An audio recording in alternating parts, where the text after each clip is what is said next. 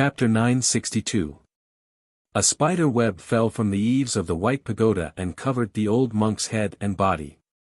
The old monk closed his eyes and looked calm. His silver eyebrows fluttered in the wind and touched the spider web in front of him, as if they were two pieces of silk in the web. If one didn't look carefully, they couldn't be distinguished at all. Although the old monk closed his eyes, it gave people a feeling that his eyes were still on the world and were fixed on the seemingly ordinary chessboard in front of him. The old monk was naturally the chief monk of scripture of Xiankong Temple.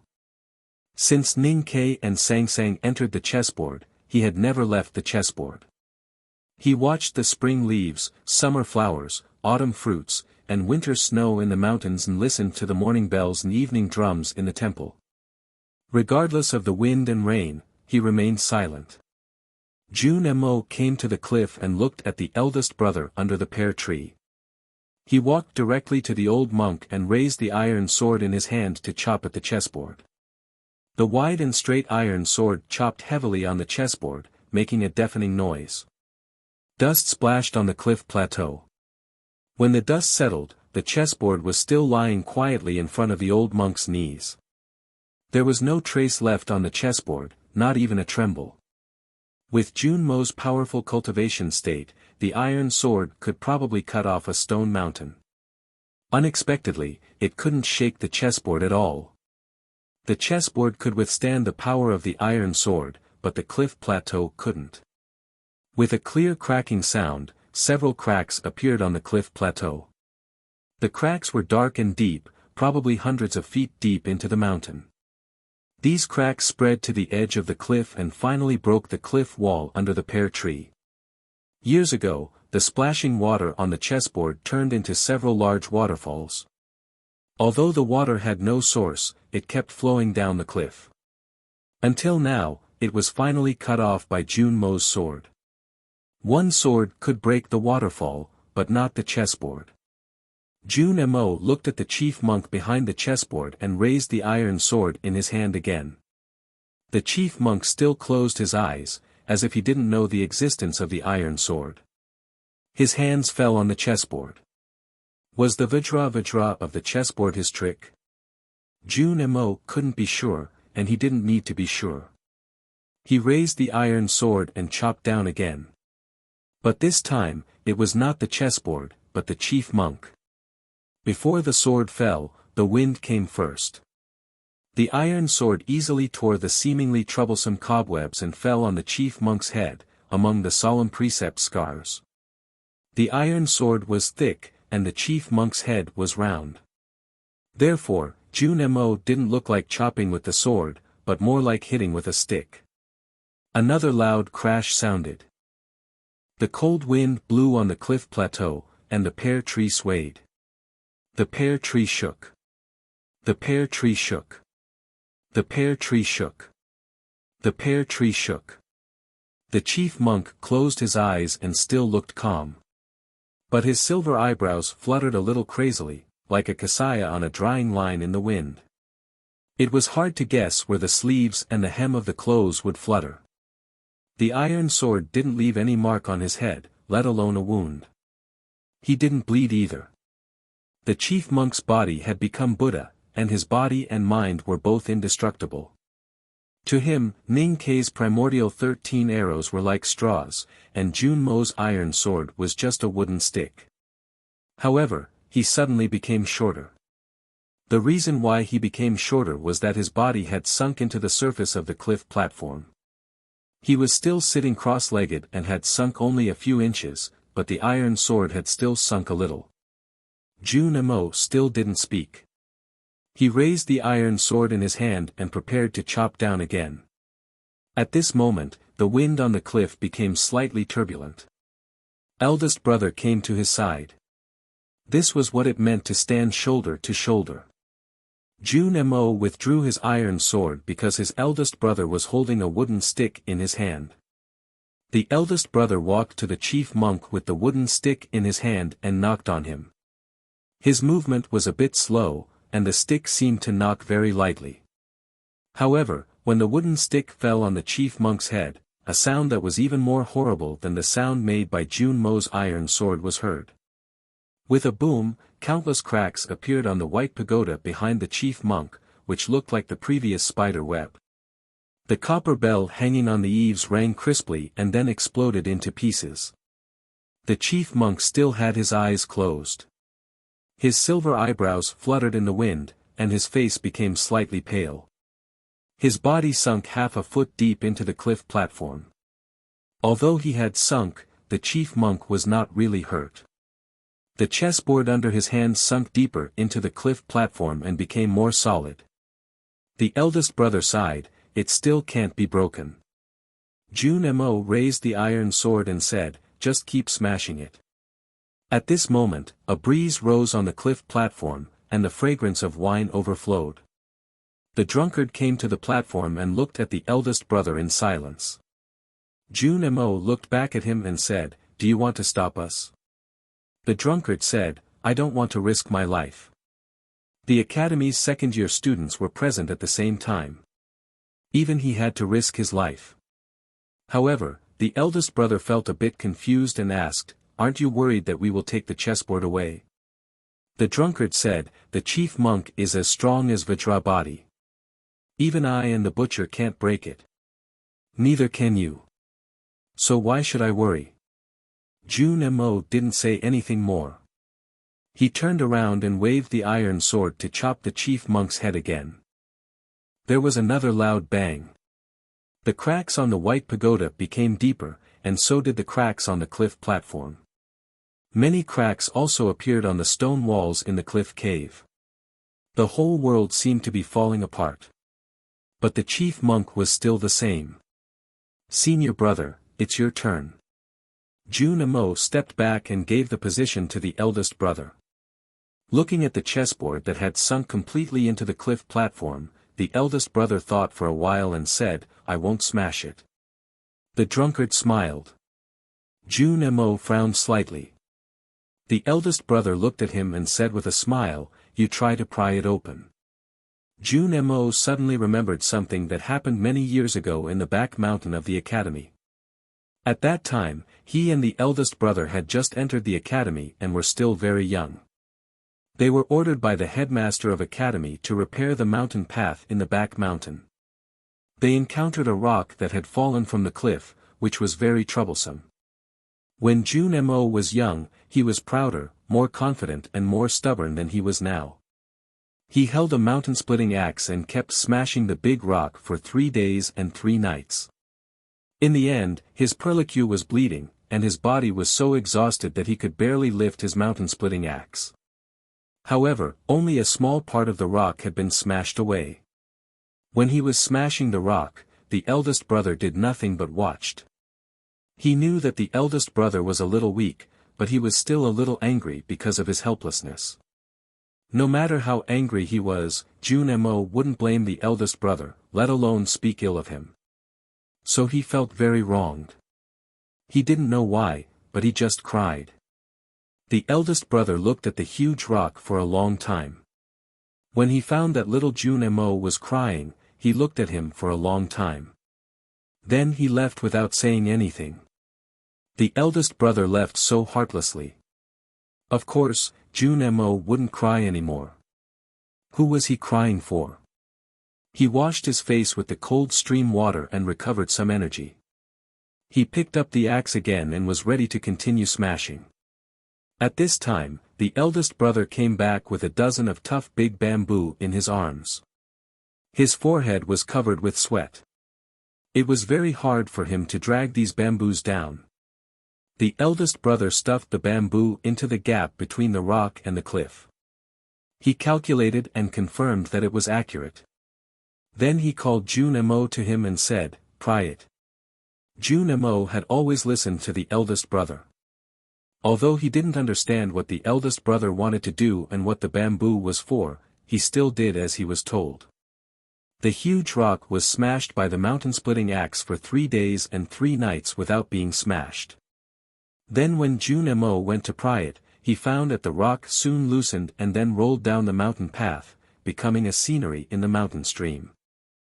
Many years had passed, but Jun Mo still listened to the eldest brother. Since the eldest brother asked him to pry it, he would do it.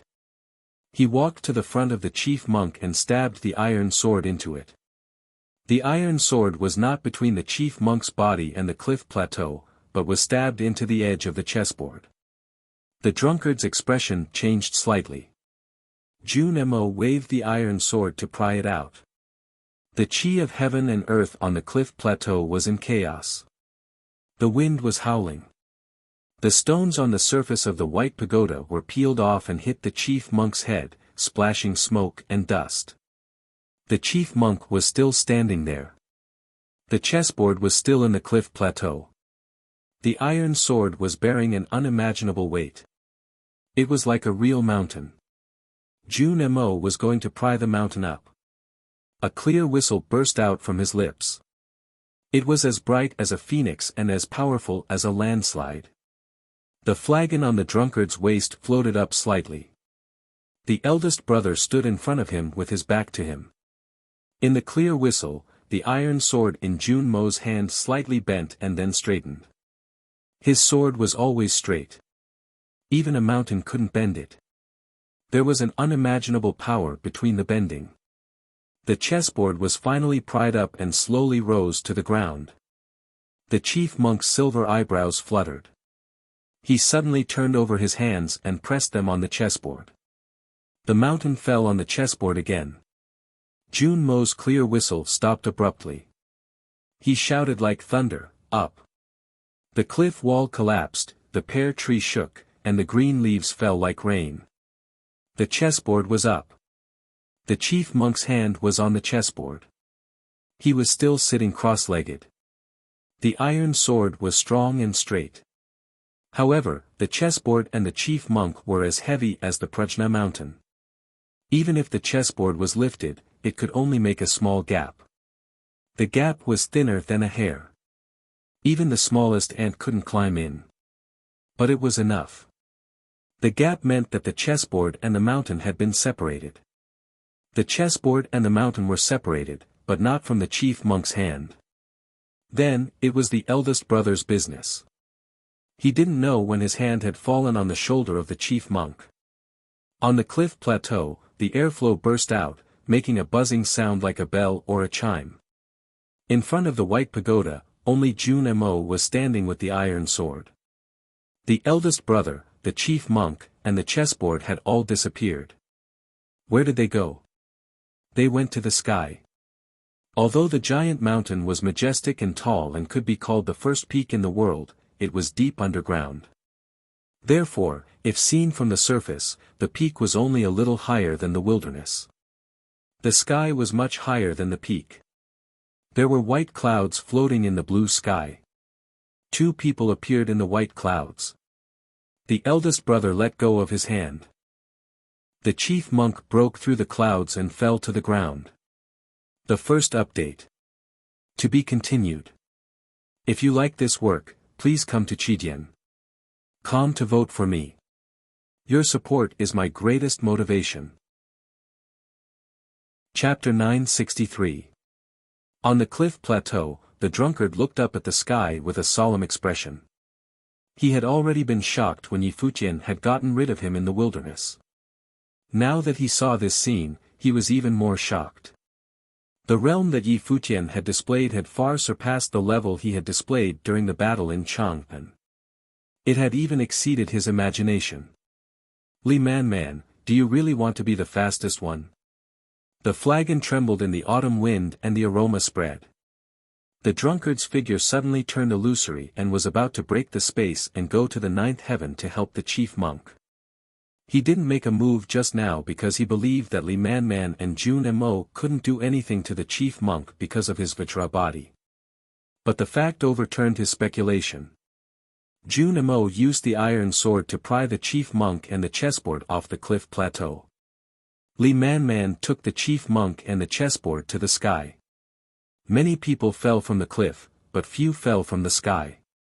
A few years ago in Chang'an City, there were 3 people who fought from the ground to the sky and then fell from the sky. The final result was that Yu Lian, the most powerful person in the Devil's Doctrine, was also seriously injured. What about the chief monk? The chief monk was falling from the clouds to the ground with the chessboard in his arms. His body had become Buddha and was as solid as the earth.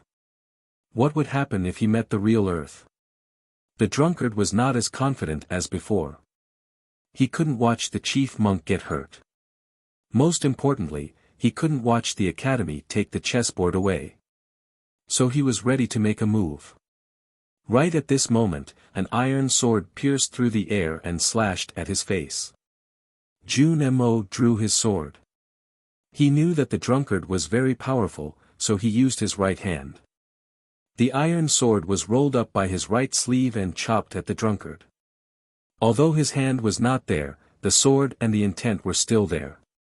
The drunkard didn't know that Jun Mo had recovered so much after a year of fighting in the underground wilderness. He slightly raised his eyebrows and his palms appeared in front of him without any movement. His state was much higher than Jun Mo's, but he was cautious and used the immeasurable Buddhism. The wine was immeasurable, the longevity was immeasurable, the intent was immeasurable, and the power of Buddha was immeasurable. The drunkard's palms were like two mountains closing together and clamped Jun Mo's iron sword. Jun Mo's iron sword felt as if it was being crushed by a mountain. He couldn't move it, nor could he pull it out. In fact, he had never thought of withdrawing his sword. He knew that he was still far from the drunkard, but he did not care because he was not fighting alone today. The autumn wind blew on the plateau again. The cotton-padded jacket with dozens of thin white lines appeared under the pear tree. In a flash, eldest brother returned to the field from the high sky. Without hesitation, he raised the wooden stick in his hand and smashed it at the drunkard. He did not hit the drunkard's face or body. Although he had learned how to fight and the wooden stick was not an ordinary weapon, his style was not tough enough.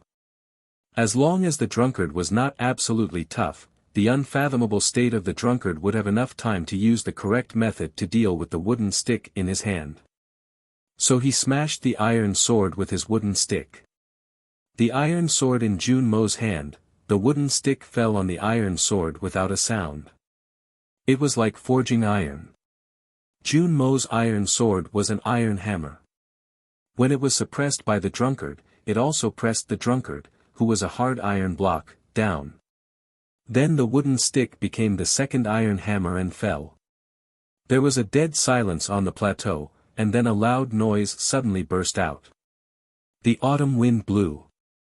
The drunkard's mouth was bleeding, his hair was disheveled, and his face was pale. His hands and body were trembling, and he could no longer suppress the iron sword. He let out a strange howl and turned around to leave. His voice was old and unpleasant, like rusty bronzes rubbing against each other. His howl was even more unpleasant to the ears. It sounded like a rusty bronze that had been smashed flat. It sounded so miserable. The autumn wind blew on the plateau again and the airflow dispersed. The drunkard disappeared without a trace. Jun Mo rolled up his right sleeve and the iron sword flew back to his left hand. Eldest brother did not chase after the drunkard. He reached out his hand and grabbed Jun Mo's empty sleeve. The two also disappeared on the plateau. The battle on the plateau was very dangerous. It was hard to describe it in words. But it happened in a very short time. From the drunkard's rising, to Jun Mo's sword attack, to the eldest brother's return and the drunkard's escape, it was only a moment. When the battle on the plateau happened, the chief monk was still falling from the sky. Countless layers of clouds were broken. The silver eyebrows of the chief monk were blown to the sky by the wind, shaking and swaying like a military flag in the strong wind. But he still closed his eyes and looked calm. The Buddha's chessboard was held in his arms. The light in the underground field was dim, and the meadow was blown down by the wind. The eldest brother and Jun Mo appeared. A shrill howl came from the sky, as if a heavy object was falling at a high speed. They did not look at the sky, but at the field in front of them. The air seemed to be torn apart, and the temperature in the field suddenly rose. The heavy object finally fell on the ground and smashed into the meadow. The earth kept shaking, and countless black soil was lifted up. There was a huge pit in the field. It was thousands of feet wide and dozens of feet deep. The rocks at the bottom of the pit were all shattered and covered in the pit. It looked like a miniature sinkhole.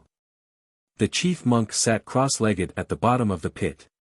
His kasaya had long been broken into pieces, and his naked thin body was covered with mud and stone chips.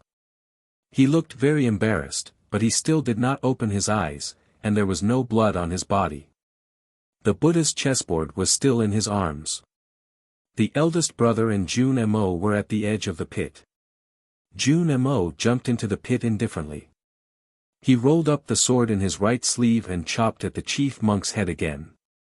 The chief monk lowered his head and did not dodge.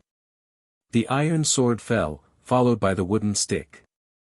The gravel at the bottom of the pit was shaken up and floated in the air. The chief monk's face became paler. The mud and stone chips on his head were shaken up by the iron sword and became brighter. But there was still no blood. The wind blew at the bottom of the pit, and the gravel hanging in the air fell down. The drunkard appeared behind the two. The eldest brother turned around and came to the front of the drunkard. The drunkard raised his eyebrows and slapped with his palm. A shadow suddenly appeared at the bottom of the pit, as if something was covering the sky. The eldest brother raised his stick to the sky and stabbed at the palm that covered the sky. The palm didn't fall, and the stick didn't break. The eldest brother turned pale and quickly retreated. He retreated to the side of the chief monk and put his hand on the chief monk's shoulder again. Jun Mo's iron sword had pierced between the chief monk and the gravel at the bottom of the pit. With a long howl, countless blood splashed out from Jun Mo's body and hit on the cliff at the bottom of the pit. The body of the chief monk, which was as heavy as a mountain, was forcibly lifted up again. It was still only a little bit, but it was enough. The eldest brother and the chief monk disappeared again. The next moment, they came to the sky above the east peak. There were countless rugged rocks on the east peak, which were made by the hard cultivation of countless eminent monks of the Xiankong temple. They were harder than steel, and sharper than swords. The eldest brother wanted to know if the chief monk would bleed if he was smashed on these rocks. But the drunkard had already arrived. He didn't care about Jun Mo's iron sword. He flew to the sky with the distanceless state on the ground at the risk of injury, and came to the front of the eldest brother. The drunkard firmly believed that as long as he was willing to pay the price, there was no reason for him to be slower than the eldest brother. He had cultivated for tens of thousands of years, how could he be slower than a person who had only cultivated for dozens of years? The distanceless state couldn't really fly freely in the sky. It could only let him go from the ground to somewhere in the sky, or back to the ground, and he could only stay in the sky for a short time. The eldest brother carried the heavy chief monk to the sky, which was already very hard, and was falling to the east peak. He should let go of the chief monk, but it was meaningless for him to let go with the drunkard by his side. What else could he do if he didn't let go? In the cold wind, the eldest brother looked at the drunkard and suddenly smiled. The smile was not decisive, but it was a decisive invitation. He took the chief monk and flew to the cliff at the edge of the giant pit. He didn't really fly. He wanted to take the chief monk to the depth of the cliff. The depth of the cliff was the underground of the wilderness. The distanceless state relied on the turbulent layer of the chi of heaven and earth to move at a high speed. It reduced the distance between two places to a very short distance. There were turbulent layers in the tangible things. But since ancient times, the grand cultivators who could reach the distanceless state would never try to go through those passages. Because it was very dangerous, and it meant that you might have to face countless cliffs in an instant. Those cliffs were not real cliffs, but the chi of heaven and earth between the cliffs. Would the drunkard dare to follow if the eldest brother did that? From the depth of the cliff at the east of the giant pit came a dull rumbling sound. On the field below the cliff, the farmers who were grazing, and the nobles who were planning how to suppress the rebellious serfs all heard the sound. Countless people walked out of their tents and looked at the cliff in the distance. Their eyes were full of confusion. The rumbling sound became louder and louder, getting closer and closer to the surface of the cliff. All of a sudden, countless stones shot out from somewhere on the cliff and fell into the field and the lake below. The water splashed, the mud flew, and the cattle and sheep screamed uneasily. As the smoke and dust settled, a deep cave appeared on the cliff. The hole was very deep and went straight into the cliff for miles. Jun and Mo stood at the bottom of the pit in the field and looked at the hole on the cliff in the distance. He frowned slightly and was a little worried. The drunkard landed beside him and said while looking at him, "Li Man is dead." A cough came from the bottom of the pit. The eldest brother appeared beside Jun and Mo and looked at the drunkard. "I'm lucky. I'm not dead." There were many cuts on his cotton-padded jacket, and blood was seeping out. The drunkard looked at him with a confused expression and said, "How could you not die in such a way?" The eldest brother said, "The chief monk is in front. He can cut mountains and cut stones." After saying that, he pulled up Jun Mo's empty sleeve and disappeared on the spot. The next moment, the drunkard appeared above the cliff. He lowered his head and looked at the deep hole. His face turned pale because the hole had been blocked by stones. The marks were made by the iron sword. At the end of the cliff cave, which was more than 10 miles deep, there was no light at all. It was as dark as the eternal night. The eldest brother and Jun and Mo stood in front of the chief monk. The chief monk still lowered his head and said nothing. Jun and Mo did not say anything either. He walked to the front of the chief monk and raised the iron sword, ready to chop down. The eldest brother suddenly said, "Pry again." Jun and Mo did not ask because he understood. He directly stabbed the iron sword under the chief monk's body. The chief monk looked very miserable. He was covered with stone chips and there were some faint sounds coming from his body. He hit the ground continuously and fell more than 10 miles deep into the wilderness. Even though he was an invincible Vajra, it was still hard for him to hold on. But he did not open his eyes or say anything. His expression was still calm. Until then, he finally reacted. He still did not open his eyes, but his lips were slightly trembling as if he was about to say something. It was strange. It was not the first time that Jun and Mo tried to pry him off the ground. He had been indifferent before. Why did he suddenly react? Jun and Mo did not pay attention to him. He poured all his domineering state into the iron sword. The chief monk moved his lips and said with an old and hoarse voice, "As I have heard," he was vigilant because he had guessed what the two from the academy were going to do. What the eldest brother and Jun and Mo were going to do was definitely not to throw him down in the air like before. At this moment, the drunkard could not enter the cliff cave for the time being. The eldest brother and Jun and Mo had more time, so they could try another method. Making him leave the ground was the premise of this method. So he had to move. He moved his lips and said the Buddha's words. He used the supreme Dharma access of words to obey. But how could the eldest brother not know what he would do? When the 4 words of, "as I have heard," were just sounded in the dark cliff cave, another sentence followed. Confucius said, as Confucius said, it was the Buddha's words. The cliff cave was in silence. Jun and Mo screamed. His body was covered with sweat and blood. He looked like a bloody man. His iron sword finally pried the chief monk off the ground once again. The eldest brother stretched out his hands and held the chief monk's shoulders, as if to ensure his balance. He did nothing. In fact, he had taken the chief monk far away in a flash. They walked in the cliff cave, within an inch. The eldest brother took the chief monk and went back and forth within an inch. Anyway, he did not want the chief monk to touch the ground. The eldest brother's cotton-padded jacket was bleeding again. Such intensive distanceless state had caused great damage to him. Chapter 964. Many years ago, in the autumn rain at the Lank Temple, Yi Su, the world wayfarer of Haotian Taoism, Qin Yan, the world wayfarer of Buddhism, and the most powerful sword in the human world could do nothing to them. They could only watch the Buddha statue collapse. Today, outside the Xiankong temple in the West Wilderness, they could beat the chief monk of scripture, the Buddha in the human world, in front of the drunkard, such a powerful cultivator, and even broke the chief monk's Vajra body. Because they were very strong, and because they cooperated perfectly.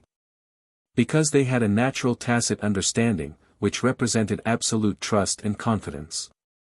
Only the academy could cultivate such temperament, and only the headmaster of academy could teach such disciples. When they fought side by side, even heaven would feel afraid, not to mention the enemy. After Jun Mo had chopped the iron sword for the umpteenth time, the chief monk of scripture finally opened his eyes. A thin stream of blood flowed from the top of his head into his eyes, and his sight was bloody. The chief monk felt very painful, really painful. He also found that the two disciples of the academy were really going to keep chopping forever. He didn't want to die yet, because he hadn't seen Buddha reappear in the human world. So he had to do something, although he knew the consequences. The iron sword fell again. The chief monk loosened his hand holding the chessboard, and put one hand in front of him. He raised it a little high, just in front of the iron sword. The chief monk's hand didn't hold the iron sword. Because the moment he let go, the eldest brother also let go of the iron sword. He held the wooden stick and smashed it heavily on the chief monk's mouth between his thumb and index finger. The wooden stick didn't want to snatch food from the tiger's mouth, but to feed the tiger with its own body.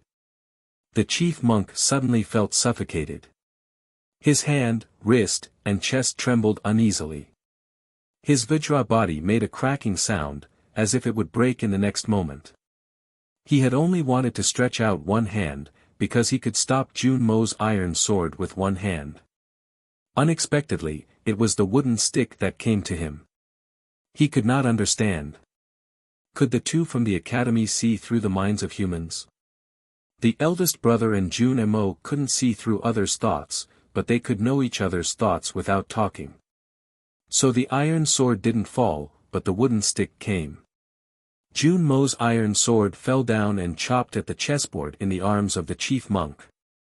No matter how chaotic the chief monk's Zen heart was, he couldn't stop the wooden stick. There was a clear ringing sound, as if a tiny porcelain cup had fallen to the ground. Suddenly, an extremely bright light appeared in the dark cave. It was the light of heaven.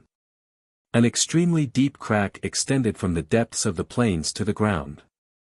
Then, the earth shook, and the cliff collapsed. Countless rocks and dirt flew out. On the east side of the sinkhole, a gap of more than 10 miles long appeared. The scene was extremely shocking. In the opening of the sinkhole, there were innumerable ant nests, rat holes, roots of autumn grass, and stolen fruits.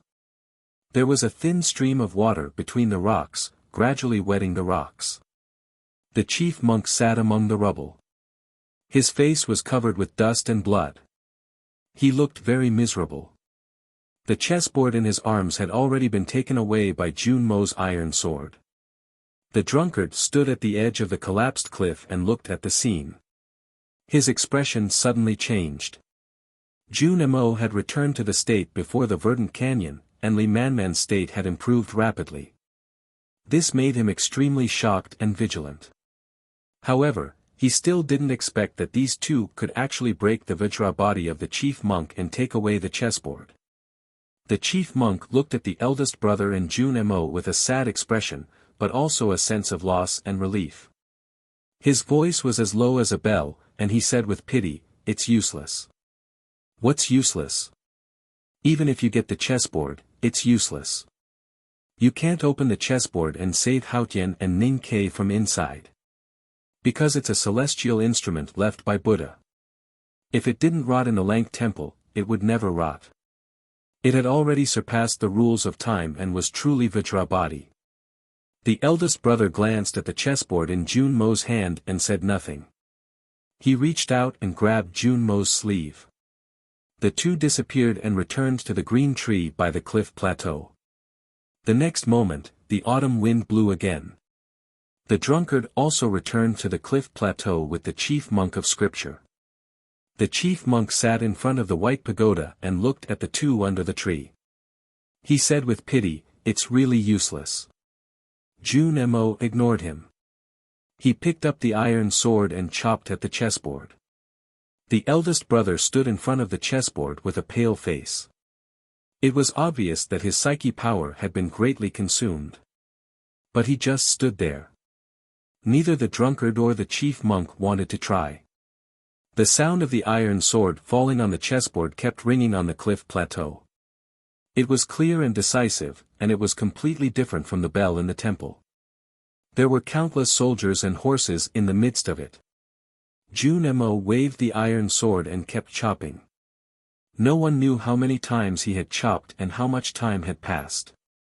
The sound echoed among the cliffs, as if the army was vowing to attack the city. The Buddha city was hard to break. Junmo kept chopping until his fingers were bleeding. His expression didn't change. Every time he waved the sword, he was still so meticulous to make sure that he could exert the greatest power. The chief monk looked at the scene in silence and did nothing. So the drunkard did nothing either. He just watched quietly, and the more he watched, the more complicated his mood became. He should have known that there was no hope, but he still kept doing it. It even gave the onlookers the illusion that the iron sword could chop out hope from despair. What kind of mind did he have? How could the headmaster of the academy teach such a disciple? Where did he find such a disciple? Junmo suddenly stopped, not because he was tired, although he was really tired, but because one side of the iron sword had been deformed. The edgeless sword blade had become flat. The iron sword was indestructible. Before the verdant canyon, it had chopped countless swords. Even Lu Bai's sword had been broken by the iron sword.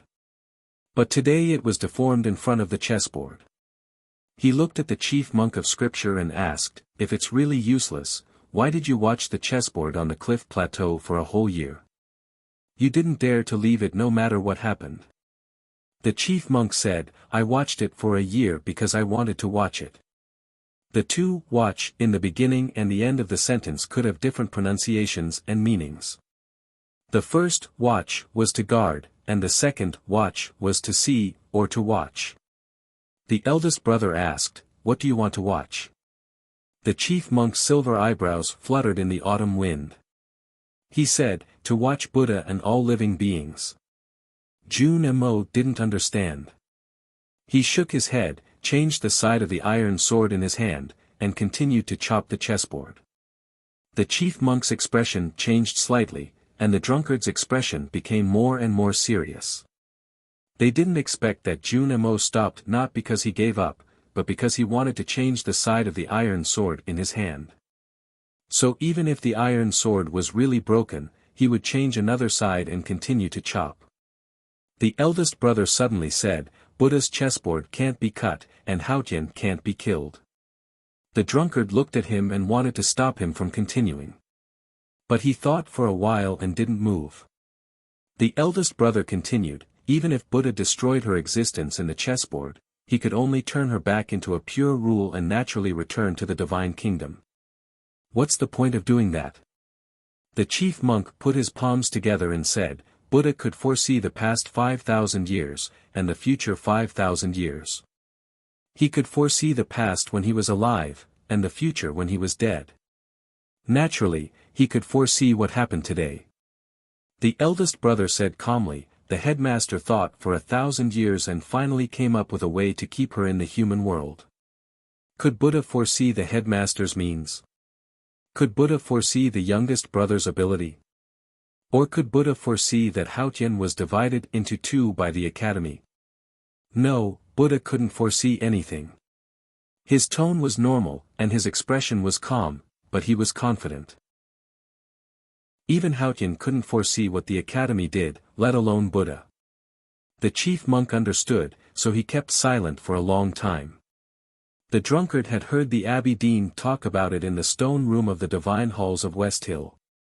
So he knew it long ago, and that was why he came here to help the Buddhism sect. Buddha set a game of life and death for Haotian, but he couldn't foresee that Haotian had become two. In the eldest brother's words, what was the point of the game? Pointless.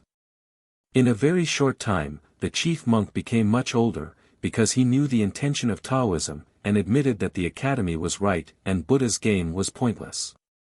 If there was only one Haotian, then Buddha's chessboard could only kill Sang Sang, and then suppress her forever, so that she couldn't return to the divine kingdom and be resurrected.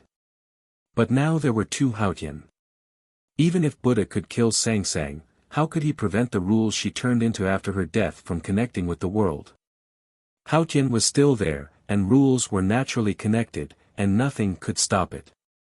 After death, Sang Sang would definitely return to the divine kingdom, which was the ending the Abbey Dean wanted. Pointless. The chief monk looked at Jun Mo, who was still cutting the chessboard, and repeated the 4 words again. What you are doing is also pointless. This is Buddha's chessboard. As long as Buddha doesn't allow them to return, they will never be able to. As for whether Haotian in the chessboard is alive or dead, and whether she will return to the divine kingdom after her death, it depends on the fate of Buddha, or the will of heaven. Before that, mortals like us are pointless. The bell between the peaks was still ringing. Many monks came to the cliff plateau, but they didn't dare to go forward. Hearing this, they all bowed with their palms pressed together. Qi Nian and the third elder of Commandment Yard also came. In this battle between the academy and Xiankong Temple, it seemed that the academy had the upper hand. But as long as the academy couldn't open the chessboard, it was destined to lose. Jun Mo finally stopped and suddenly said, "If we can't open it, then we will go in." The eldest brother smiled and said, "That makes sense." The chief monk said, "Not everyone can enter it." The eldest brother said, "Chief monk, have you ever wondered why we didn't leave, but came to the cliff plateau, since we have the chessboard?" The chief monk's silver eyebrows slightly fluttered, as if he had noticed something. The eldest brother looked at the green tree and reached out to touch the leaves. He said, "Is this the pear tree?" The chief monk was silent. Qi Nian and the other monks behind the green vines slightly changed their expressions. The eldest brother said, "I heard that this pear tree blooms every 500 years, bears fruit every 5 days, and falls to the ground every 5 minutes. It touches the ground and drifts with the current, never to be seen again. It's really amazing." The drunkard said, "This tree blooms and bears fruit a year ago."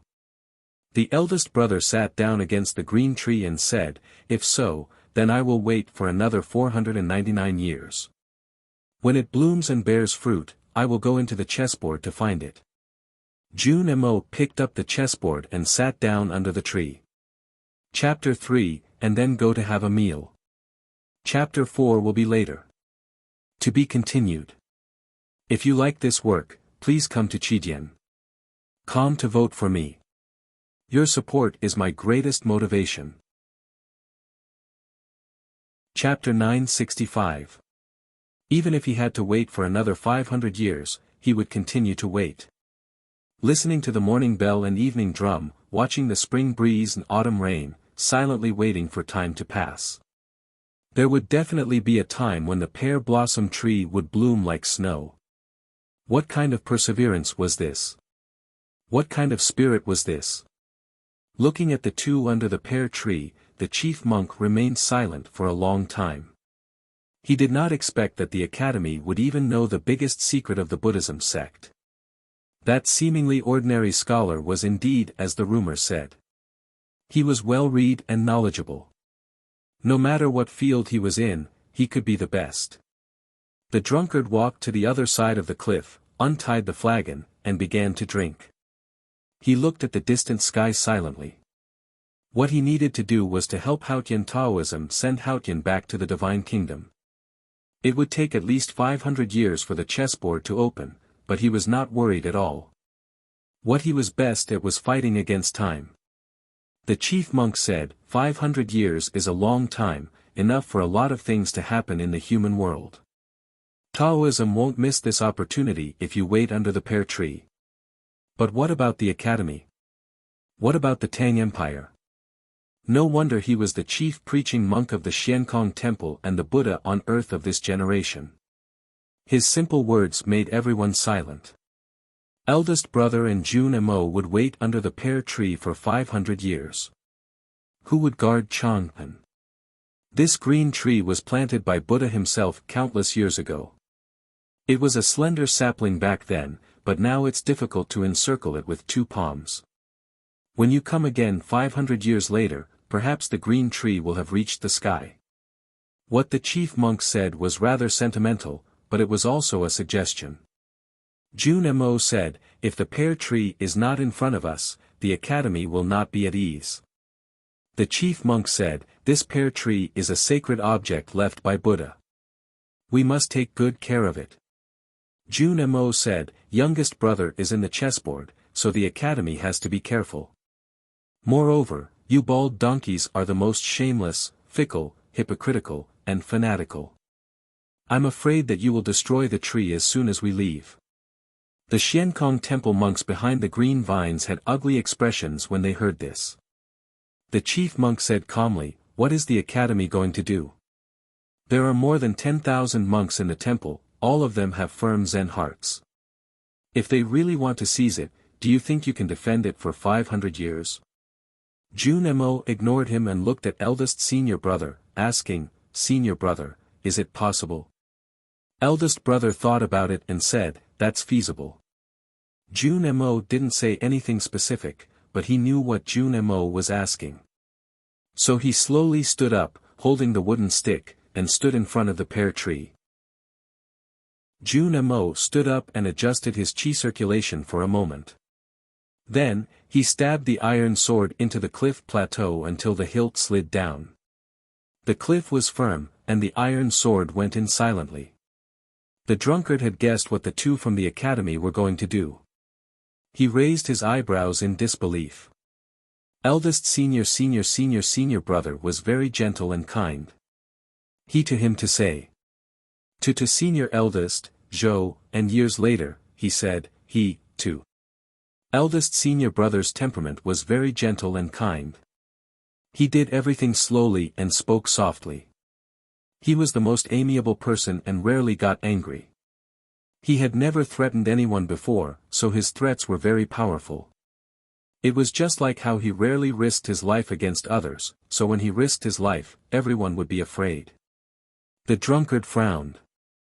What he wanted was true immortality. But it was not worth it to drive the academy mad and kill him at all costs just for immortality. Before today, he did not believe that the academy could kill him. But now he realized that it was not entirely impossible.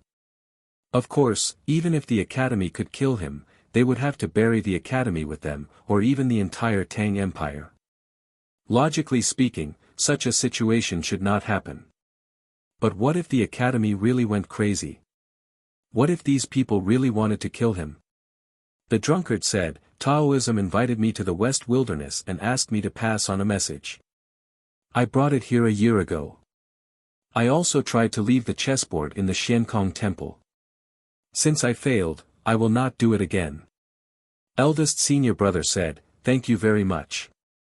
He knew that the drunkard said so because he had confirmed that the chessboard left by Buddha could not be opened by external force. But he did not want to say it out. The drunkard could guess what the academy wanted to do because he knew the headmaster of the academy and Kuharan. He knew that the academy looked elegant and peaceful, but it was actually a group of lunatics. The monks of the Xiankong Temple did not know the academy well, so they could not guess what the academy was going to do. They looked at the eldest senior brother who was standing in front of the pear tree and became nervous. The chief monk looked at Jun Mo and the sword in his hand. His expression suddenly changed. Jun Mo did not look at him. He held the sword hilt and shouted. The iron sword began to move on the cliff plateau. The movement of the iron sword was to cut. A horrible sound of friction was heard. Pebbles flew and dust rose. The iron sword moved around the pear tree and on the surface of the cliff plateau. Finally, it broke out of the cliff. A crack appeared on the ground of the cliff plateau. The eldest senior brother bent down and put his hand into the crack. Junemo asked again, "Senior brother, is it possible?" The eldest senior brother said, "It's a bit hard, but it's doable." "What about you?" "I can't leave yet."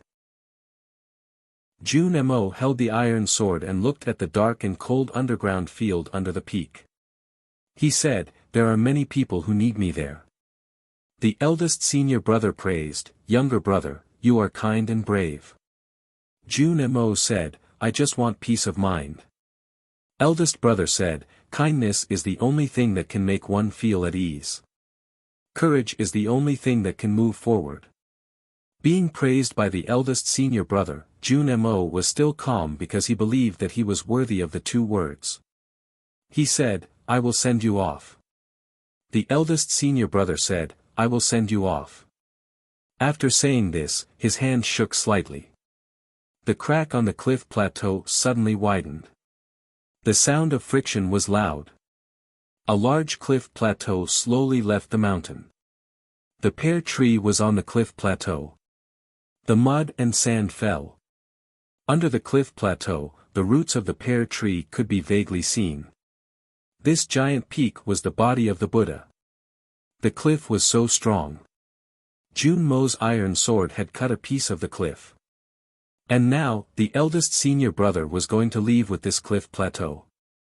Seeing this, the monks of the Xiankong temple were shocked and speechless. They forgot what they were supposed to do. The eldest senior brother put the wooden stick into his waist and grabbed Junmo's sleeve. Then they disappeared. A piece of the cliff plateau was also missing. The gap of the cliff was extremely smooth. The green pear tree was also gone. The eldest senior brother and Junemo left just like that. They took away the chessboard left by the Buddha, the pear tree left by the Buddha, and even a piece of flesh from the Buddha's palm. The chief monk was silent with a pale face. The drunkard took a sip of wine and sighed, "Lunatics. From the old to the young, they are all lunatics." The eldest senior brother sent Junemo back to the underground field and then returned to the academy. From this day on, there was a pear tree in the back mountain of the academy. There was a chessboard under the pear tree. Many people were watching the chessboard. They were so engrossed in it that they even forgot the passage of time. They didn't want to see the Buddha or the living beings in the chessboard. They just wanted to see how to open the chessboard and save the youngest brother from it. If I can study at the back of the mountain of the academy, I think it will be a very happy thing. It's really cool. 4 chapters have been completed. Today's update will definitely be very late, so I want to report to everyone in advance. I won't release separate chapters. First, I'm tired. Second, I have something to do in the afternoon and evening. To be continued. If you like this work, please come to Chidian.com to vote for me. Your support is my greatest motivation. Chapter 966. The back mountain of the academy, especially near the Mirror Lake, was always like spring all year round. Moreover, the pear tree was unusual, so it didn't feel bleak at all. It was full of green leaves, casting a shade. They sat in the shade and stared at the chessboard for a long time. They still couldn't figure out what was so special about the chessboard, nor could they figure out a way to open it. Muyu used an embroidery needle to tidy up her hair and said angrily, "You still haven't figured out a way." Fourth brother looked at the chessboard and said seriously, "I've thought of 73 ways. But since eldest brother and second brother can't open it, those methods won't work." Muyu said, "We have to try." They left the pear tree and came to the water drawing room by the stream. They saw fourth brother put the chessboard on the stove and let it be burned by the blue flame. Their expressions changed slightly. Beigong Weiyang held the zither and asked worriedly, "Even if the Buddha's chessboard won't be burned, will youngest brother be roasted in it?" Shimen Buhua pointed at the chessboard on the stove with his bamboo flute and said, "It's been burning for a long time, but it's still not black. This chessboard is not a barbecue plate, and youngest brother is not pork." Fourth brother didn't pay attention to them. After confirming that the chessboard had been burned to a very high temperature, he picked it up with iron tongs and threw it into the cold stream behind the blacksmith's room. There was a sizzling sound, and white mist appeared in the stream. The big white goose, who was squatting on the top of the water wheel and looking into the distance, was startled. It flapped its wings and flew to the stream.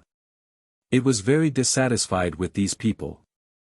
Heat expansion and cold contraction was the best way to destroy a hard object. However, to the disappointment of the academy, the chessboard didn't change at all. Not even a crack appeared on it. In the following days, the people of the academy did many things to the chessboard. Muyu threw the chessboard into the tactical array of the cloud gate, trying to tear it apart, but to no avail. Wang Qi boiled a pot of the most poisonous and corrosive soup in the world, threw the chessboard into it, and cooked it for 3 days and 3 nights. In the end, most of the fish in the stream died, and the big white goose was so angry that it was sad, but the chessboard did not move. Fourth brother took out the small iron pot left by Ning Kai in the back mountain and tried to blow up the chessboard, but only killed half of the fish in the mirror lake. The big white goose was so sad that he did not want to live, but the chessboard was still there. One day, fifth senior brother Song Qian suddenly said, speaking of the chessboard, "I always feel that since it's used to play chess, it must be related to chess." He and his eighth brother were the best chess players in the world. When it came to playing chess, or the chessboard, there was no one more familiar with it than them. Everyone's eyes lit up and they looked at him with hope. Muyu asked, "Then?" Song Qian touched his head and said, "Then, there's no then."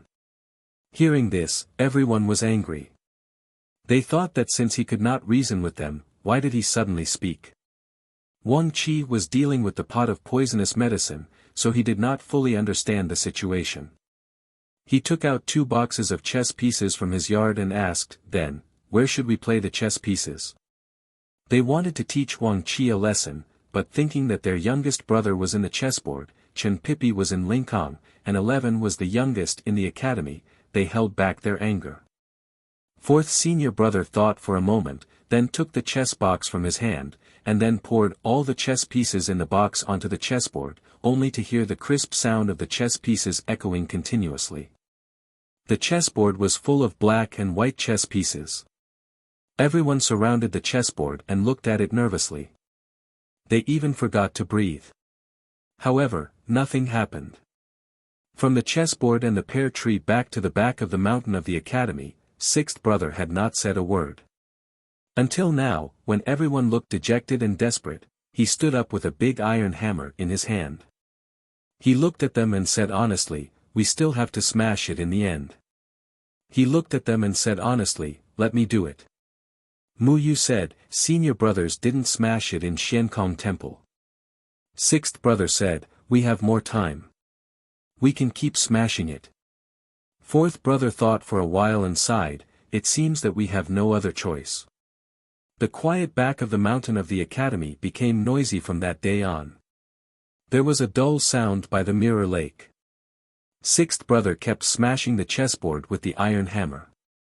Although he was strong and had swung the iron hammer countless times in his life, he would eventually get tired. When he was tired, fourth brother and fifth brother would step up to replace him. Those who were obsessed with chess left their chessboards. Those who were obsessed with sand tables also left the sand tables.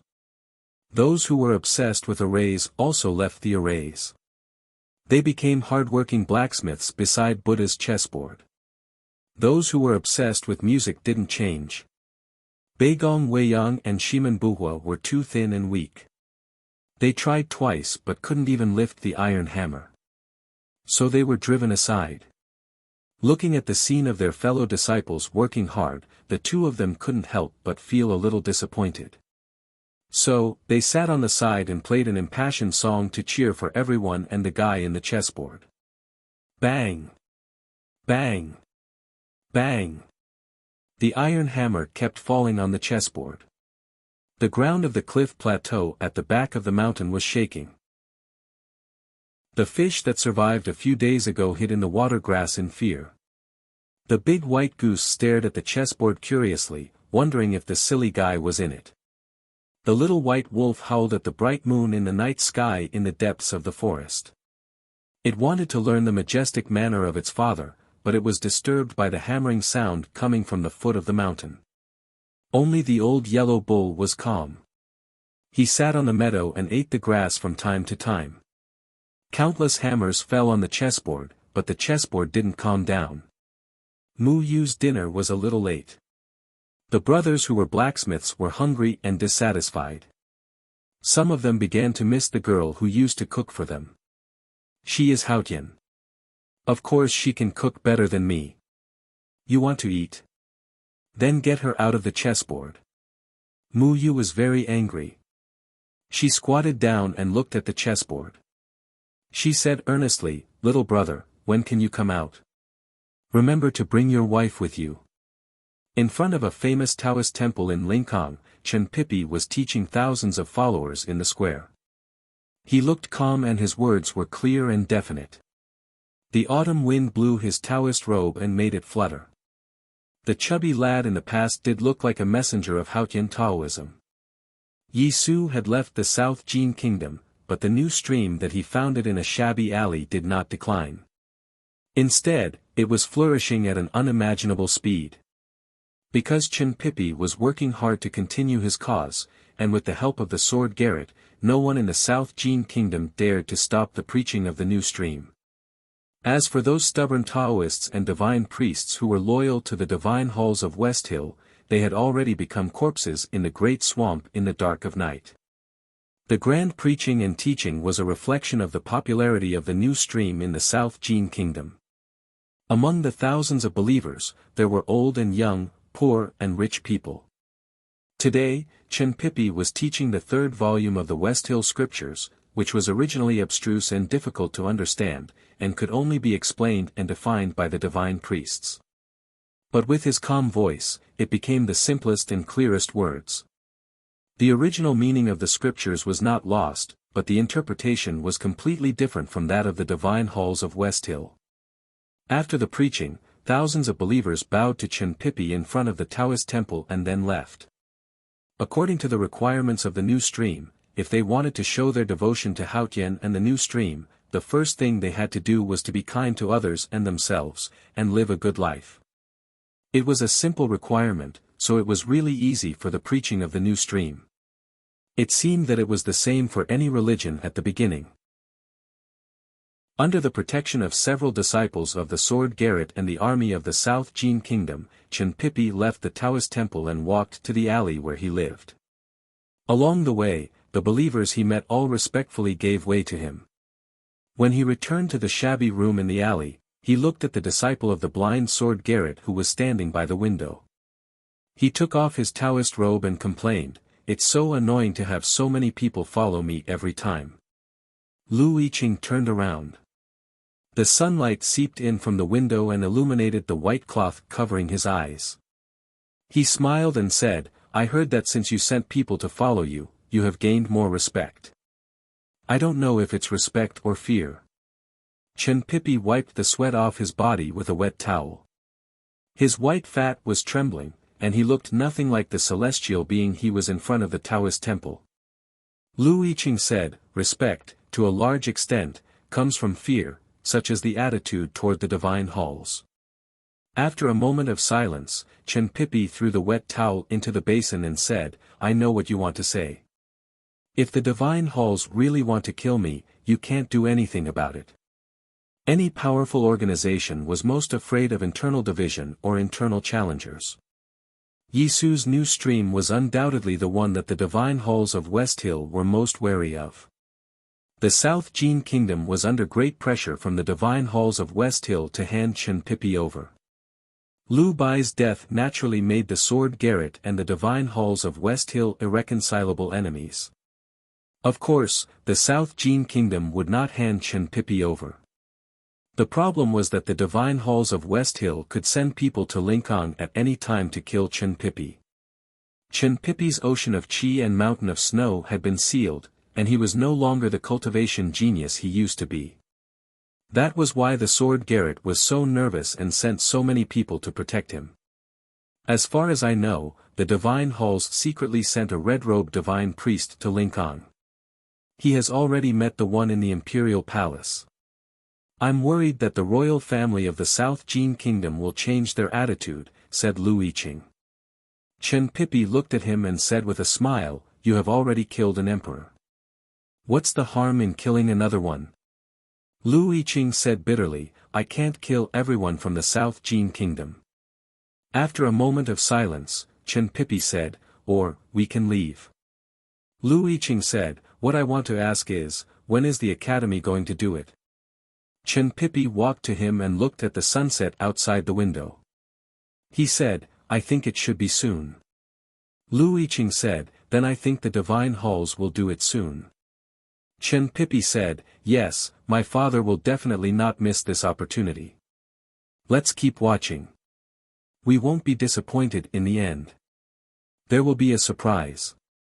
I can't wait. This is the first chapter of today. I will continue to write. I'm really tired. To be continued. If you like this work, please come to Chidian.com to vote for me. Your support is my biggest motivation.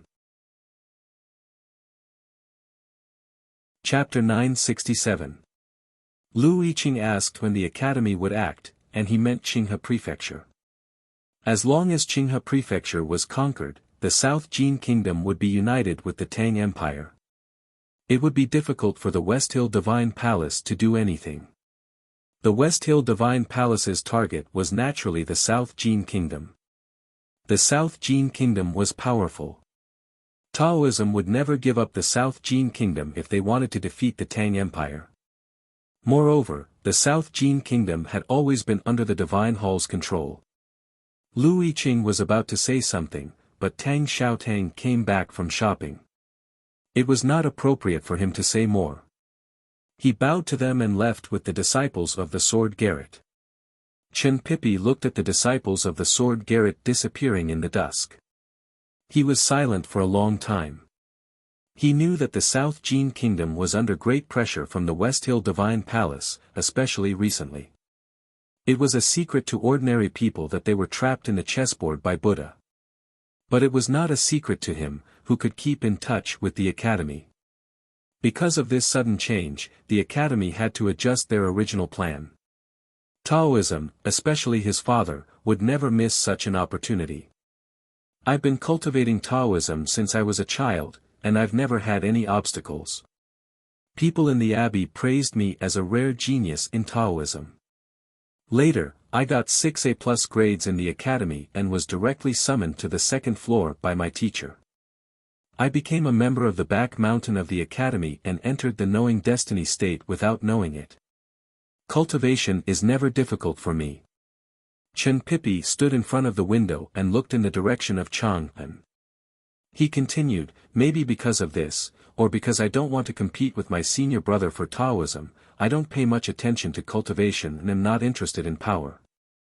But now, I have become a useless person and can no longer cultivate. I can no longer have the same or even stronger power as before. But I suddenly want power. He wanted to do something for the academy. That was why he wanted power. Tang Xiaotang walked to him and held his hand. She said, don't worry too much. I can't not worry. Chen Pipi's two most respected senior brothers, Jun Mo and Yi Su, were both doing the most difficult things. He felt anxious every time he thought of this. Tang Xiaotang said, Fourth uncle sent a letter saying that the academy is trying to open the chessboard, but has not been able to do so. Why don't you worry about it? Chen Pipi said, Buddha's chessboard cannot trap Ning Quebec. Tang Xiaotang was confused and asked, why? Chen Pipi said, because he's with Haotian. Tang Xiaotang said, but, doesn't Buddha want to destroy Haotian? Chen Pipi said, Even if Buddha can really predict what will happen to Haotian after his death, he can't predict Ning Quebec. He is a variable.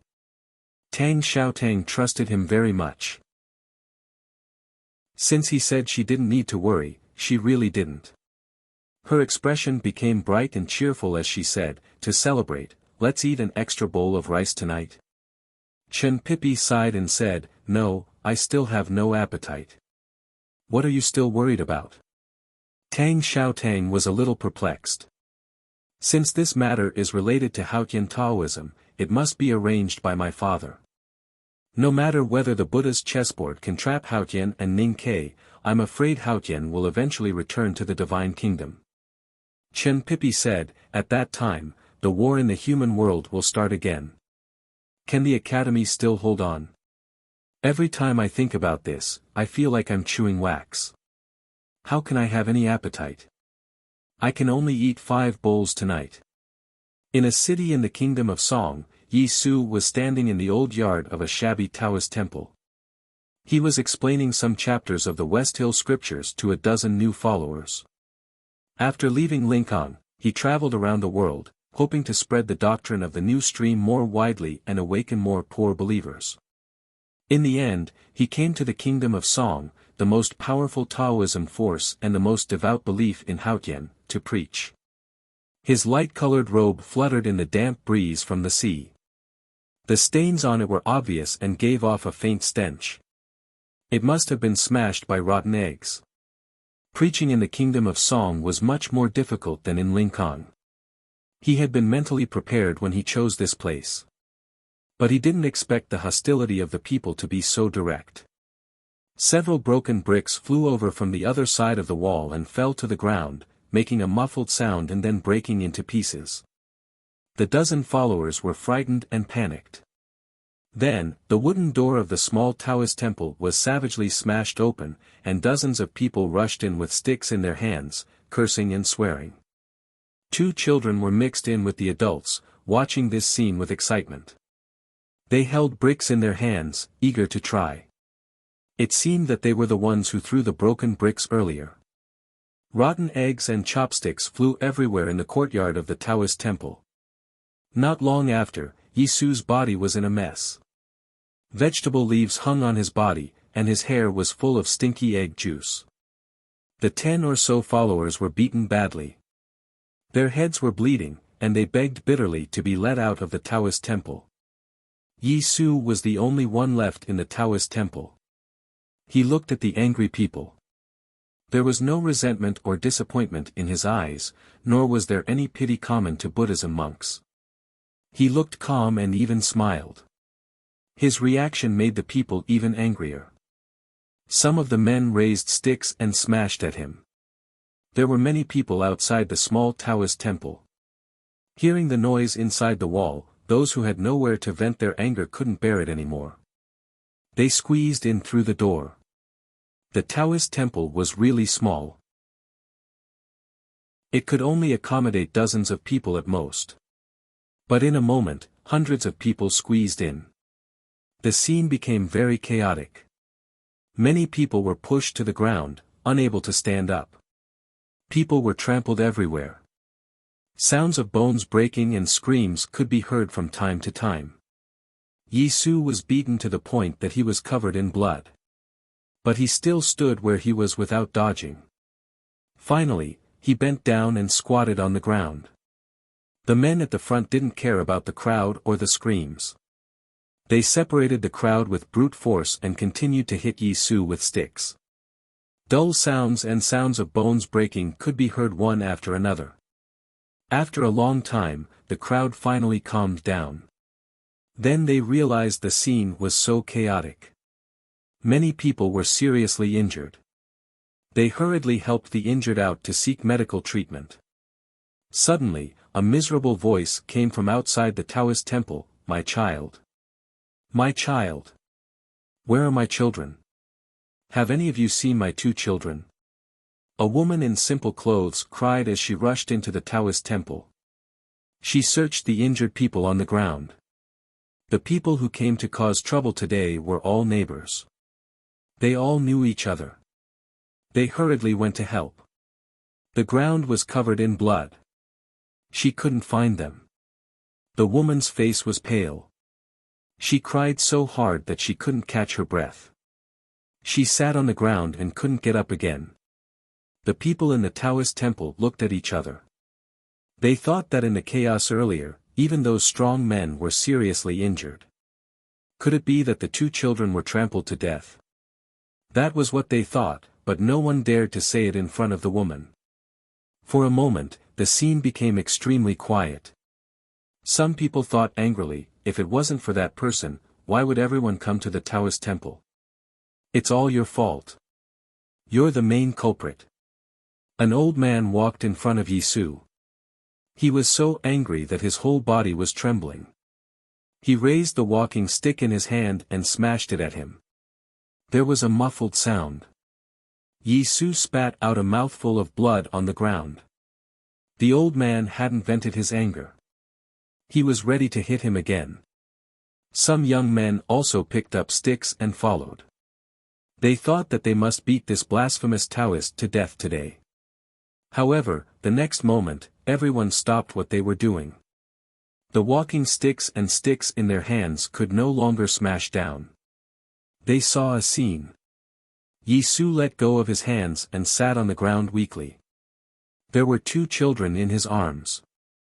The two children's faces were pale. They didn't know what had happened. They looked at the neighbors and uncles surrounding them with sticks.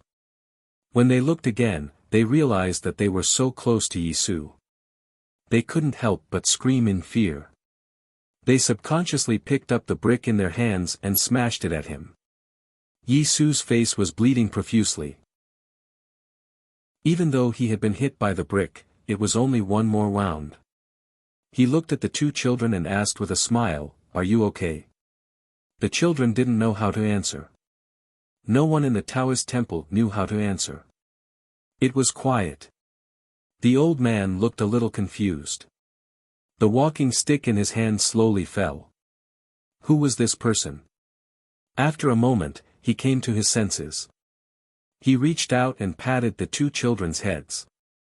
He scolded, "Silly things. You can hit anyone." The woman rushed over and held the two children in her arms. She thanked Yisu repeatedly. The old man looked at the young men behind him and scolded, "What are you waiting for? Hurry up and call the doctor." The men were a little flustered. They asked, "Sir, the doctor is outside." The old man shouted, "Please come in. Let this gentleman have a look." This was Yisu's current life. What he was doing was actually very similar to what Jun Mo had done in the underground field. They both wanted the people to know more things. For example, what was in the field above the cliff? For example, what wasn't in the West Hill Divine Palace? For example, what they could do and what they didn't need to do. Faith was the last hope of the unfortunate. But faith couldn't be the root of misfortune or the reason to explain misfortune. True faith should let people have the courage to change their misfortune. So first of all, people should learn to believe in themselves. Yisu and Jun Mo used to be both proud and brilliant. They went their separate ways in front of the verdant canyon. But they finally walked the same path. This path was worth applauding. But it was certainly not a good thing for the Buddhism sect and Hautian Taoism. If human beings all chose to believe in themselves, then the power of Buddha and Hautian would naturally become weak. There was a wheelchair in front of the stone house on the cliff plateau of the West Hill Divine Palace. The Abbey Dean sat in the wheelchair. He seemed to be afraid of the cold wind on the cliff. He wrapped the blanket around himself with difficulty and said, "When Hautian returns to the Divine Kingdom, I will go and kill them. I need to eat something." The next chapter will be later. To be continued. If you like this work, please come to Chidian.com to vote for me. Your support is my greatest motivation. Chapter 968. The wheelchair was not big, but it was spacious for the Abbey Dean to sit in. He was so thin that he did not take up much space even if he was wrapped in a blanket. It was just like how even the greatest person could be kept in a small box after his death. Of course, we could not deny the greatness of the person when he was alive. He looked at the gray sky quietly. The sky was dim in his eyes. He was no longer as high-spirited as he was when he entered Chang'an. He was now a candle in the wind, spending his last years. The Abbey Dean was a great man if he did not think about good and evil, morality, or the future of mankind. Even though he had become a disabled man, he still did great things in his last years. Who dared to say that it was not great to put Haotian in his plan? Long Qing answered in a low voice. After a long silence, he could not help but ask, what if? The Abbey Dean said, there is no what if. He was the greatest figure in Haotian Taoism in the past 1,000 years. He was the most devout believer of Haotian, even though he was plotting against Haotian. He would never doubt Haotian's omnipotence. No one can kill Haotian, not the headmaster, not even the Buddha. Long Qing looked at the gray sky and said, but the Buddha put Haotian in that chessboard. The Abbey Dean said, that chessboard is the nirvana of the Buddha. Even though I saw the Buddha's nirvana, I know what it is. I know what he wants to do. But it's in vain. Long Qing said, I don't understand. The Abbey Dean said, Haotian knows everything and is omnipotent. Even if she thinks she doesn't know, she still knows. Even if the heaven's plan cannot predict, there is still the heaven's heart. Her heaven's heart is in that chessboard. She wants to go there. Otherwise, why would she look for the Buddha in the human world? Long Qing asked, why does Haotian want to find that chessboard? The Abbey Dean said, because that chessboard can bring her back to the divine kingdom.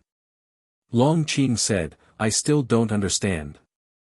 The Abbey Dean said, even she doesn't understand, not to mention you.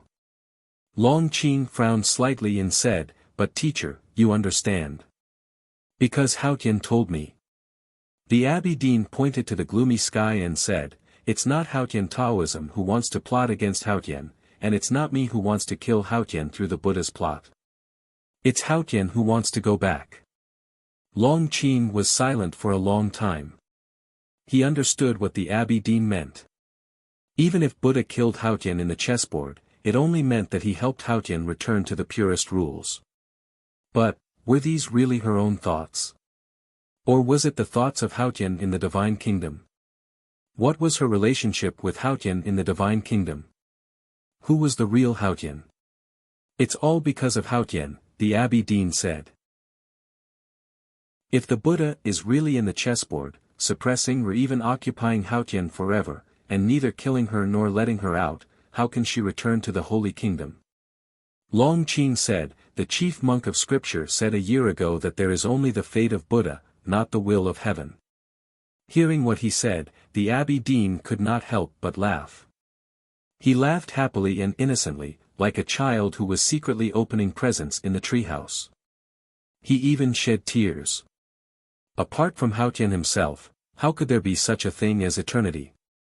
She either dies in the chessboard and returns to the divine kingdom, or she comes out alive and returns to the divine kingdom. The Abbey Dean took the handkerchief from Long Qing and wiped the tears off his face. He said with a smile, who can trap heaven? How can heaven be trapped? Even if it can escape from heaven's plan, how can it escape from heaven's heart? Even if you can escape from this side of heaven, how can you escape from that side of heaven? Even Haotian can't escape from her own heart, not to mention the headmaster of academy or the Bulsh *T Buddha. How ridiculous! Long Qing still did not understand. If Haotian died in the chessboard, or she could turn into rules and return to the divine kingdom, why was the Abbey Dean so sure that she would return to the divine kingdom even if she came out alive? The Abbey Dean felt a bit cold. He raised his skinny right hand. The middle-aged priest stood behind the wheelchair and did not say a word. He pushed the wheelchair into the stone house. The Abbey Dean left some words for Long Qing and then closed his eyes tiredly to rest his mind. Tell Xiong Chumo to get ready. The morning bell and the evening drum, the spring flowers and the autumn fruits, the pickles and rice, the black crows and the brook, the Buddhist scriptures and the sky, the lake and the white tower, time and space all seemed to be flowing and yet still. Ning Ke finished reading hundreds of volumes of Buddhist scriptures and began to read the notes left by the former eminent monks. He cultivated in silence with the bell ringing. His dharma gradually deepened and his mind was as tranquil as a well. Sang Sang was still watching the sky, sometimes in the courtyard, sometimes by the lake, sometimes in the stream, and sometimes in the tranquil lake. She could never get tired of watching it. One morning, Ning Ke came to the White Tower Temple after making breakfast.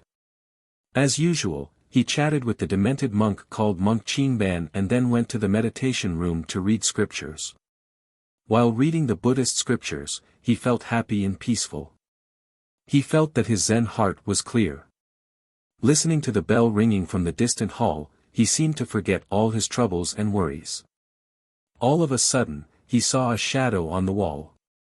It was a shadow left on the wall by the candlelight. The shadow was sitting cross-legged and seemed to be cultivating. Only then did he realize that it was already late at night outside the window. He could not help but sigh that the Dharma was indeed marvelous. Reading Buddhist scriptures could make one forget the passage of time and the suffering. Sang Sang did not follow him to the White Tower Temple today. Thinking that she was still waiting for him at home to make dinner, Ning Ke put away the Buddhist scriptures on the table, blew out the candles, and was ready to leave. But when he crossed the threshold, he suddenly stopped. He stood in the threshold and kept silent for a long time. Beads of sweat oozed from his forehead. He wanted to turn back, but he did not dare to. He had a strong feeling that something terrible would happen if he turned back, and his beautiful life would be gone forever. He struggled for a long time and finally turned back. Because he was curious. For human beings, curiosity was the best emotion to overcome fear. Ning Ke saw the shadow on the wall again. He was not reading Buddhist scriptures at the table. The candles on the table had been extinguished, and the stars above the temple were covered by clouds. It was dark, but the shadow was still there. It was not his shadow. Then whose shadow was it? Ning Ke looked at the shadow and kept silent for a long time again. Then he walked to the wall. His footsteps were heavy, and so was his expression. He walked to the wall and observed it for a long time. He even reached out to touch it and found nothing strange about it. It was just a pure shadow that could only be seen but not touched.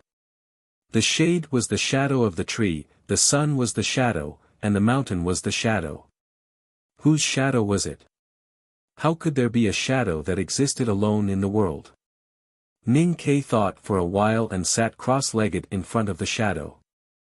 It was not until he sat cross-legged that he realized that it was his own shadow, because it was exactly the same. When he was sitting at the desk, he saw the shadow sitting cross-legged and seemed to be cultivating Buddha, but he did not notice it. He suddenly remembered that he had seen a shadow on the stone wall deep in the cliff cave of Xiankong Temple. It was the shadow of Master Lotus. Could it be that his cultivation of Buddha had reached the state of lotus? Ning Ke was a little surprised. He sat on the lotus in his sense of perception and began to cultivate Buddha. He was a little worried that the shadow would gradually fade, so he wanted to strengthen it. In just a moment, he entered the state of dhyana samadhi. However, what shocked him was that the shadow on the wall suddenly struggled. The shadow was no longer sitting cross-legged. It stood up on the wall and raised its arms to support its head, as if it was trying to support something extremely heavy. No, the shadow seemed to be trying to break the sky. The sky was too heavy for the shadow to succeed. It began to hold its head and twist its body into all kinds of strange shapes, seeming to be in extreme pain. The shadow continued to struggle like a black flame, burning on the white wall and spitting out flames. It was as if it was dancing a weird dance that made the heaven and earth dance with it. Ning Ke stared at the shadow struggling in pain. He did not know why he could feel its pain. What made him feel even colder was that he could feel a deep unwillingness and anger from the shadow's struggle. The unwillingness and anger were so desperate that the whole world was about to cry.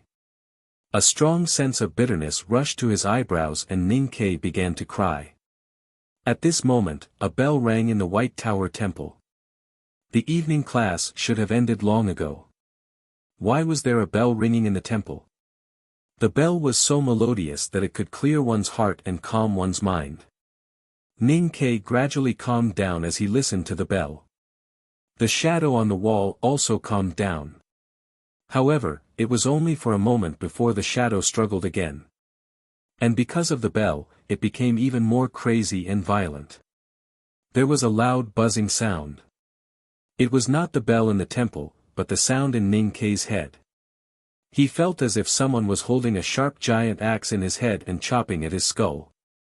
An indescribable pain spread from his head to his body.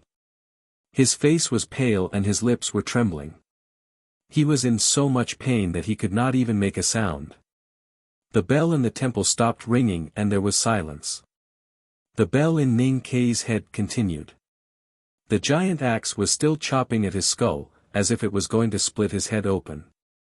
He held his head and rolled on the ground in pain. What was going on? Because of the severe pain, his clothes were soaked in sweat and he was in a trance. He did not notice that in the deepest part of his sense of perception, several pieces of consciousness became unusually bright, as if they were about to explode. His only remaining consciousness was to find the person who was waving the axe in his head. He wanted to kill that person. He wanted to get rid of this terrible pain. He climbed to the wall with difficulty and looked at the frantically struggling shadow. He pulled out the iron cutlass and chopped at it with all his strength. He knew that all this must have something to do with the shadow. He wanted to chop it to death. The iron cutlass fell on the wall. Smoke and dust rose and bricks flew everywhere. However, the shadow was still there, still in front of him. At this moment, a bell suddenly rang high up in the sky above the night temple. The bell fell into the meditation room, fell on him, and also fell on his heart. The sound of the bell was another giant axe. Someone was chopping at his head with an axe. Someone was chopping at him with an axe in the sky. He huddled in the corner, his face pale and his eyes scattered and painful, as if he would die at any moment. To be continued. If you like this work, please come to Chidian.com to vote for me. Your support is my biggest motivation. Chapter 969. If there was a hole in the corner of the wall, Ning Ke would definitely crawl into it, regardless of whether it was the endless abyss or the legendary netherworld. But there wasn't, so he could only hold his head and tremble in pain. He sweated profusely and blood kept flowing from the corner of his mouth. Tears and snot flowed down his face, and his clothes were already wet. He had never experienced such terrible pain. He even felt that it was countless times more difficult to endure than when he was captured by the horse gang in the wilderness and interrogated. The axe in his head and the invisible giant axe in the sky kept falling, as if it would never stop, making him feel incomparable despair. Later, his body even began to twitch, and his eyes began to lose focus. Even the color of his lips had turned into an ominous gray. He was really no different from a dead person. After a long time, the giant axe from the sky finally stopped. Although the axe in his head was still chopping, it was slightly better. He stood up with unimaginable willpower and rushed out of the meditation room, not daring to look back at the shadow. After escaping from the White Tower Temple, he staggered forward while coughing blood all the way to the astonished eyes of the people of Chaoyang City. Finally, he walked back to the small courtyard. When he saw Sang Sang under the tree, he suddenly relaxed and could no longer resist the weakness brought by the pain. He blacked out and fainted. When he woke up, it was already dawn. Sang Sang was sitting by the bed and had fallen asleep. There was a bowl of grass ginseng porridge on the table. The porridge was still faintly steaming. It seemed that she had heated it many times last night. Ning Ke thought of those nights in the city of Wei and Chang, and many years ago. He felt a little warm. He got up and helped her to the bed and covered her with the quilt. His stomach growled and he found that his stomach was wet. He picked up the bowl of porridge and wiped his mouth. When he was about to go to the White Tower Temple as usual, his face suddenly turned pale. He remembered what happened in the meditation room last night. As soon as he thought about it, he felt a sharp pain in his head. Although no one was chopping him with an axe, the pain was still there. Sang Sang opened her eyes and quietly looked at him for a long time. Suddenly, she pointed at his head and said, "There is someone in your head. He wants to come out." Nothing could be hidden from Haotian's eyes, but she did not know what had happened to Ning Quebec. Why was there someone chopping in his head with an axe? Even if she could explain this, how could she explain the invisible giant axe falling from the sky? Ning Ke walked to the window and looked at the gray sky. He asked in a trembling voice, "Why did you strike me that day?" Sang Sang thought for a moment and said, "Maybe it's because you haven't been with me these days and often forget to cook for me, so you were struck by lightning." "There is no thunder, only the sky," Ning Ke said. Sang Sang asked, "What's the difference?" Ning Ke's face was slightly pale.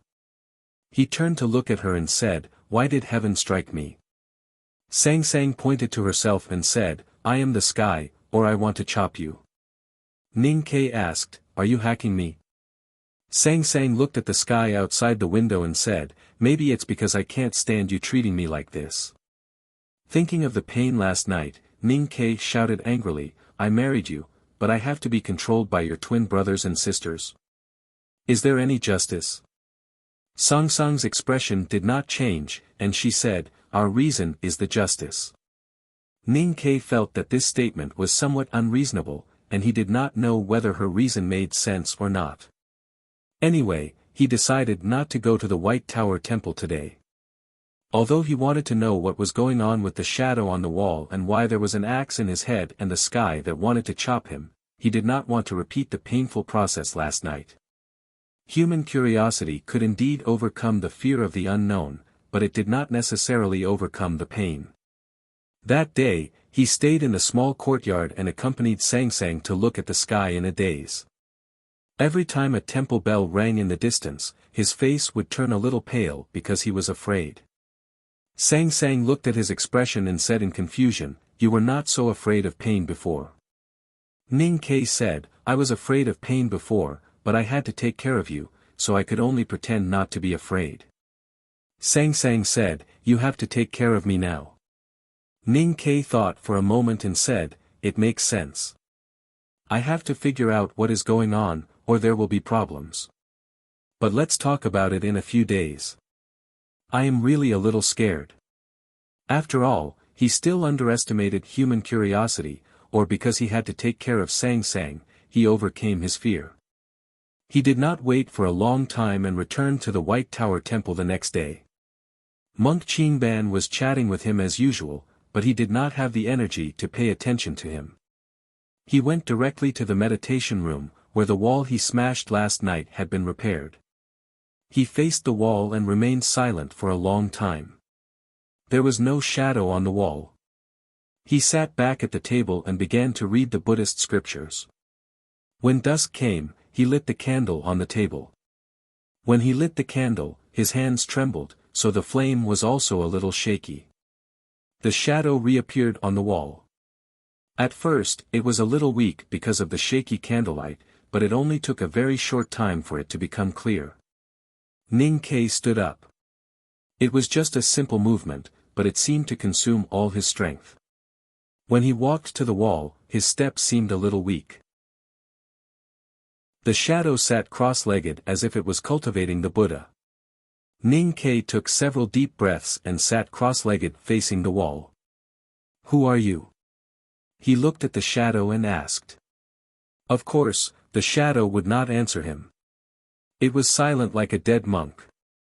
Ning Ke stared at the shadow as if he wanted to see through it. The shadow had no eyes, so it would not look at him. Just when Ning Ke thought that the night would pass peacefully, the bell suddenly rang in the White Tower Temple. Just like the night before, the evening class had already ended, but the bell began to echo. He could not even tell whether the bell came from the hall or from his heart. Ning Ke was very nervous. He remembered that something strange happened and the bell rang last night. It was the same tonight. The bell seemed to be the signal of the beginning of a catastrophe. The bell, which had a strong effect of calming the mind, made the shadow on the wall crazy. The shadow no longer sat cross-legged. It stood up and began to wave its arms to the sky.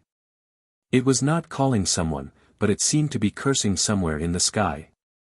The shadow turned into a black flame and kept dancing, as if it was going to burn everything. It was like a prisoner on the stake in pain. Its body was burned and scorched by the flame, which looked extremely horrible. Ning Ke felt a little sad and began to cry.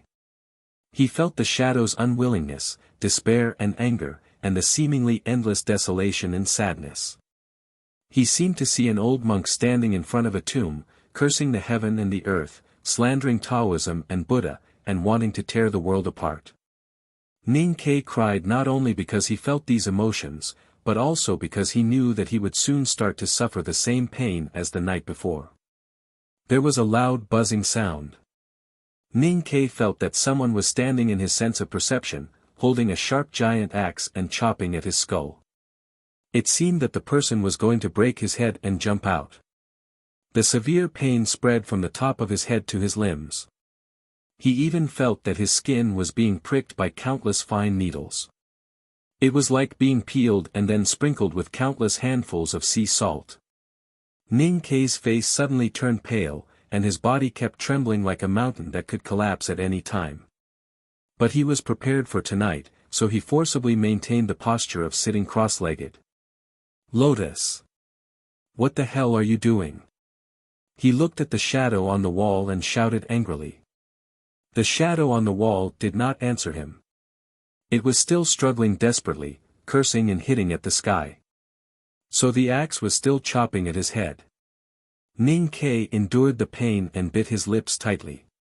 His trembling and hoarse voice came out from his teeth. He looked extremely miserable. He shouted, "If you don't stop, I will kill you." The fragments of Lotus's consciousness had been lying quietly in the depths of his sense of perception for many years. When Ning Ke was in danger, it would occasionally light up and give him instructions. Although Lotus's consciousness was very strong, it was after all a remnant left after death. Ning Ke believed that with the strength of his psyche power, he could definitely suppress it. The shadow still did not pay attention to him and seemed very contemptuous. Because of the pain, Ning Ke's eyebrows kept twitching, and his clothes had long been soaked with sweat. He knew that he could no longer bear it, so he decisively mobilized his psyche power and dived into the depths of his sense of perception. Although it was a pity and he was unwilling, he still had to crush the fragments of consciousness left by Lotus. Otherwise, he might really go crazy in this kind of pain, or even directly die. But he forgot that he had two axes. As soon as he mobilized his psyche power, a thunderous bell rang in the sky above the White Tower Temple. The invisible giant axe fell from the high sky and directly chopped at his body. At this moment, he felt as if his body was split in half, and his heart was also split in half. Although he bit his lips, he could not stop an extremely miserable howl from bursting out from his lips. He fell to the ground in pain and kept vomiting blood. His body kept twisting, like a mudfish stuffed into a hot pot. Soon the ground became stained with blood. The axe from the sky and the axe from the sense of perception continued to chop at him. His eyes were glazed and he could no longer bear it, so he passed out. But even in a coma, his body still twitched from time to time. Obviously, the two axes from the sky and the head were still chopping at him. After a long time, he woke up in the meditation room. The sky outside the window was bright, and he had been in a coma for a whole night. Fortunately, the bell and the axe stopped. He wiped the blood from the corner of his mouth, struggled out of the meditation room, and came to the lake. Monk Qingban was by the lake. Seeing his pale face and the blood on his body, he was a little surprised and said blankly, "Senior brother, are you chanting or killing in the meditation room?" Ning Ke looked at the blue sky and asked, "Did you hear the bell?" Monk Qingban looked confused and said, "What bell?" Ning Ke also looked confused and said, "Why can only I hear it?" Chapter 1, to be continued. If you like this work, please come to Chidian.com to vote for me. Your support is my greatest motivation. Chapter 970. After returning to the small courtyard, Ning Ke sat under the tree and meditated for 3 days and 3 nights. He felt that he had completely recovered. He got up and walked out. Sang Sang said, "If you can't figure it out, why suffer?" Ning Ke did not look back and said, "I have suffered so much. Of course, I have to figure it out." He came to the White Tower Temple and quietly read the Buddhist scriptures and the notes of the previous eminent monks. When dusk came, he lit the candle on the table. He was very familiar with this and did it naturally. The candle was slightly lit, and the shadow reappeared on the wall. He walked to the wall and sat down cross-legged. After thinking for a while, he took out the iron cutlass and put it on the ground beside him. At the same time, he took out a few pieces of fu paper from his sleeves and prepared to use them later. In fact, he was very clear that neither the iron cutlass nor the divine talisman would have any effect on the shadow on the wall and the 2 giant axes. Because this was not an ordinary disaster. But doing so could make him feel a little relieved. It did not take long before the bell in the White Tower Temple rang again. The monks in the temple still did not hear it. Only Ning Ke could hear it. He looked at the shadow on the wall and said, "Come on." The shadow stood up and began to roar and struggle violently. The giant axe was waved crazily in Ning Ke's mind again. Ning Ke's face suddenly turned pale, and the blue veins on his forehead appeared with the rhythm of the axe falling. He gritted his teeth and began to bleed, but he still maintained the posture of sitting cross-legged and refused to surrender. Now he was very clear that the shadow on the wall was his and Lian Sheng's. The giant axe in his head was actually a fragment of Lian Sheng's consciousness. 3 days ago, when he could not bear the pain, he wanted to use his psyche power to suppress the fragment of Lian Sheng's consciousness. But at that time, the axe fell from the sky. On the first night, although he did not understand the truth of the matter, he instinctively wanted to destroy the fragment of Lian Sheng's consciousness. It was also at that time that the bell rang in the sky. He did not have the ability to resist the 2 giant axes at the same time. He wanted to try whether he could resist the axe in his head. You keep struggling and twisting. Those who know you will know that you are suffering, but those who don't will think that you are really crazy. What do you want to do? Ning Ke looked at the shadow struggling in pain on the wall and asked with a pale face, "What do you want? Just tell me." "How can I know what you want if you don't tell me?" The shadow still did not answer him. The axe was still chopping away at his head. Bean-sized beads of sweat flowed down his nose and into his mouth. It was slightly salty, but it was unknown whether it was sweat or blood. He stared at the shadow on the wall, his body trembling as he endured the increasingly terrifying pain. He clenched his fists so tightly that his nails dug deep into his palms. "What the devil do you want?" he cried in pain and anger. The shadow suddenly stopped and turned into a dark shadow. It spread out in all directions and eventually occupied the entire meditation room. Whether it was the candlelight or the starlight outside the window, they all fell on the walls and the floor in darkness. In this dark world, Ning Ke saw the stone beams suspended in the air in the belly of the devil's doctrine.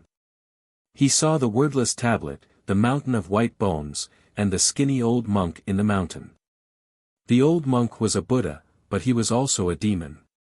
The old monk said, "If you want to cultivate the devil, you must first cultivate Buddhism." Ning Ke said, "I've been practicing Buddhism." The old monk said, "If you don't go crazy, you won't become a Buddha." Ning Ke came to his senses and remembered that he had heard these words before. Then he realized that Lotus was not answering his question, but just a wisp of thought after his death, repeating the past. The old monk's eye sockets were deep, as if there were ghost fires shining in them. His face was twisted and he seemed to be in extreme pain. He screamed, "But these are all fake. Buddha is fake. Even the devil is fake." Ning Ke woke up in a cold sweat. With a squeak, the door of the meditation room was pushed open. The shadows in the room suddenly converged and turned into a shadow sitting cross-legged on the wall. Sang Sang walked behind him and looked at the shadow quietly. She said, "He's not Lotus." Ning Ke's head was still aching. He asked absent-mindedly, "Then who is it?" Sang Sang looked at him and said, "It's you." Ning Ke asked, "Why me?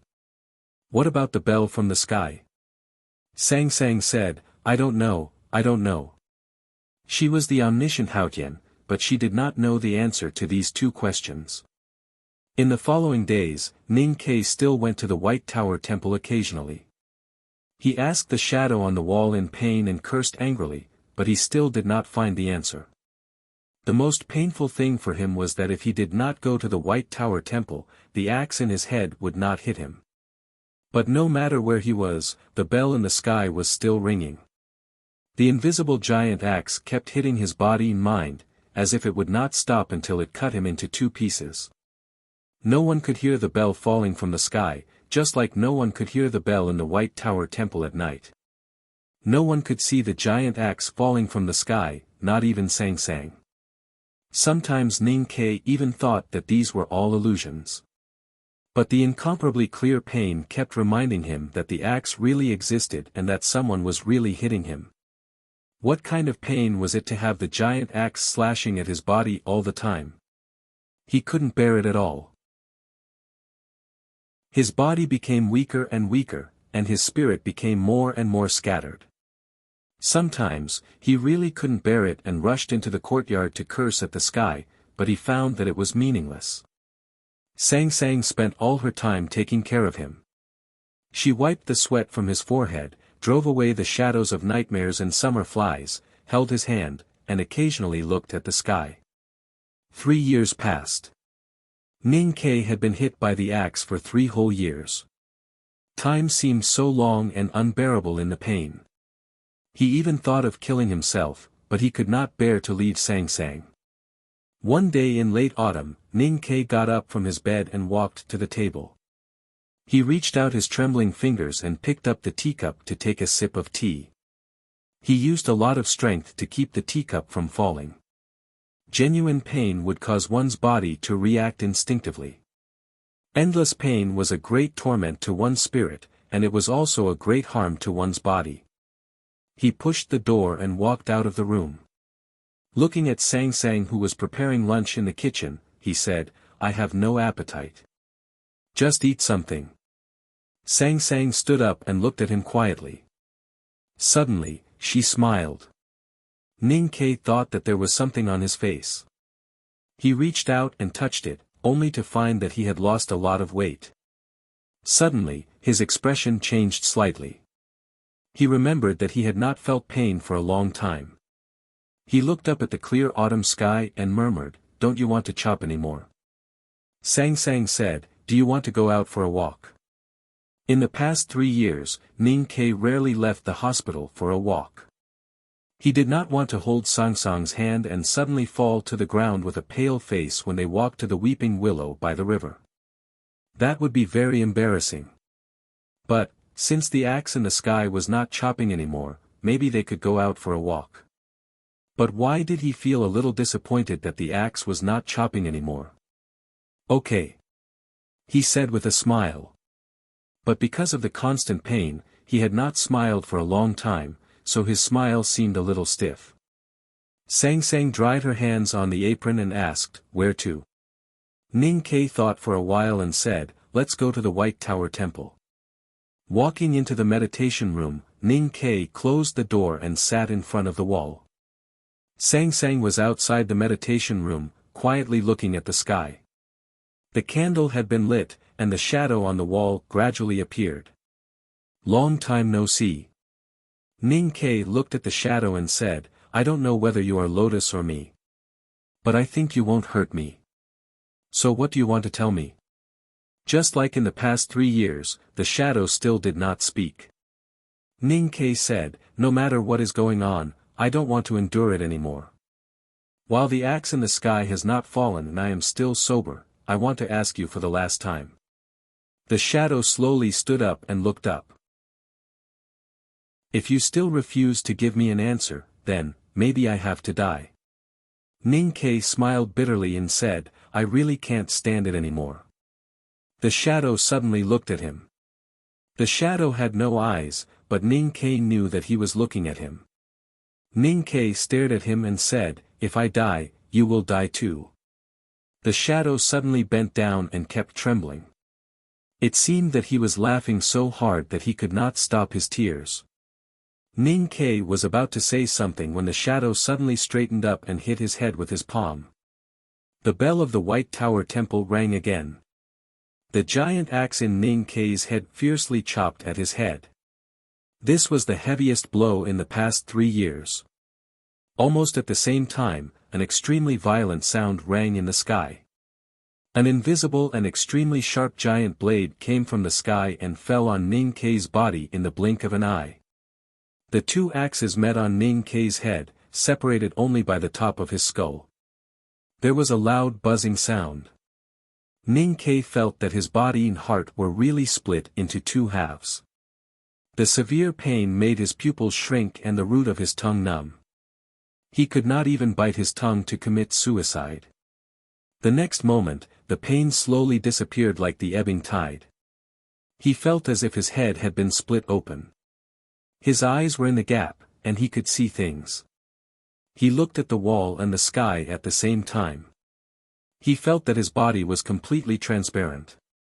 He could see the scenes that he could not see before. He could see clearly the things that he could not see before. Was this the divine sight? Earlier, people gathered under the pear tree at the back of the mountain of the academy. 6th brother held an iron hammer and kept hitting the chessboard. The others kept cheering for him. They kept hitting the chessboard. As long as Ning Ke did not come out, they would keep hitting it. They believed that one day the chessboard would be broken. The autumn wind blew slightly. Eldest brother came under the pear tree and everyone came forward to bow. Eldest brother took the iron hammer and said, you take a break. Let me try it. The iron hammer fell, and smoke and dust rose. The sound was like thunder. Shiman Buhua praised, senior brother is indeed senior brother. The sound is so loud. Beigong Weiyang looked at the chessboard and said disappointedly, isn't it still not broken? Eldest brother smiled embarrassedly and handed over the iron hammer. Chapter 2, to be continued. If you like this work, please come to Chidian.com to vote for me. Your support is my greatest motivation. Chapter 971. Ning Ke stood up and looked a little confused. Then he spat out a mouthful of blood. With a puff, the wall was suddenly covered with blood. The gray wall of the meditation room was stained with blood. The shadow was on the wall, so was the blood. The shadow put his palms together as if he was very happy. Then he turned around and walked into the depths of the blood sea and gradually disappeared.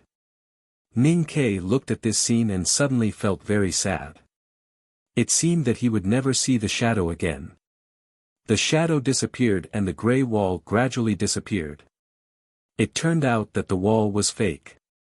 He looked back at the candle on the table and found that the candle was also fake. He looked at the wooden door of the meditation room and found that the door was fake, and the threshold was also fake. He looked at the roof of the meditation room and looked through the beams at the gray sky. The meditation room was fake, and so was the temple. Then what about Chowching and Yang? What about the sky? Ning Ke pushed open the wooden door of the meditation room and walked out. At this moment, the clouds in the sky suddenly disappeared and the sun appeared. The world suddenly became extremely clear. The white tower and the clear lake were as beautiful as a painting. The sun shone on his face and he slightly squinted his eyes. The clouds in the sky floated over again and blocked the sun. Then a cold autumn rain fell and wet the picture of the white tower and the lake. Sang Sang was not outside the meditation room. She should be looking at the sky by the lake as she had done these years. Ning Ke walked to the lake calmly as if he had already been relieved. Monk Qingban was standing under the willow by the lake to avoid the rain. Looking at Ning Ke's expression, he was slightly stunned and then showed a sincere emotion on his face. He asked happily, "Senior brother, did you get it?" Ning Ke looked at the crazy monk and said, "Yes, I got it all." Monk Qingban opened his eyes wide and asked eagerly, "What did you get?"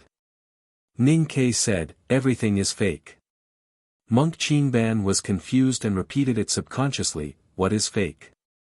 "Yes."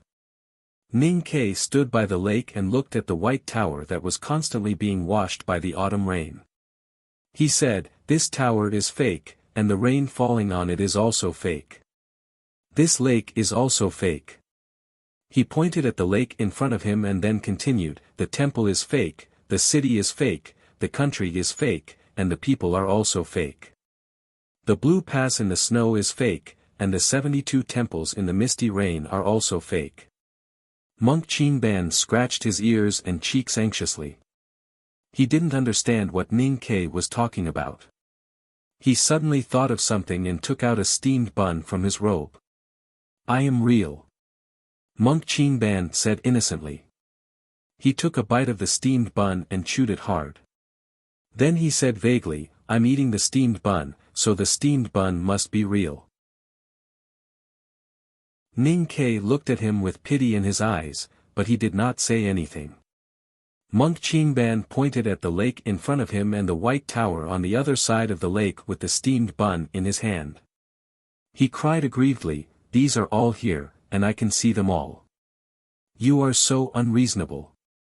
Ning Ke looked at him in silence for a long and said, "Monk of monk." Monk Qingban looked at him blankly, not understanding what he was talking about. Ning Ke said, "In fact, you died many years ago. You are only left with a wisp of Buddha's nature. The monks in the temple said that you have innate wisdom. Of course, they are right. You were an eminent monk of the Buddhism sect in your previous life. It is a pity that you were killed as soon as you entered the human realm.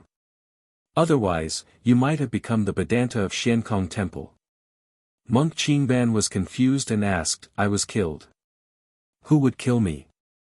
Who killed me?" Ning Ke looked at him quietly and said, "I'm the one who killed you. Your name is Daoshi. Your mother is the elder sister of the Yueluan kingdom, Quni Mati. Your father is the president of the commandment yard of the Xiankong Temple, Master Bushu. Because I once humiliated your mother, after you left the Xiankong Temple, you first became a Dharma name in the 72 temples of the Yueluan kingdom, and then went to Chang'an to find me. Then, I killed you.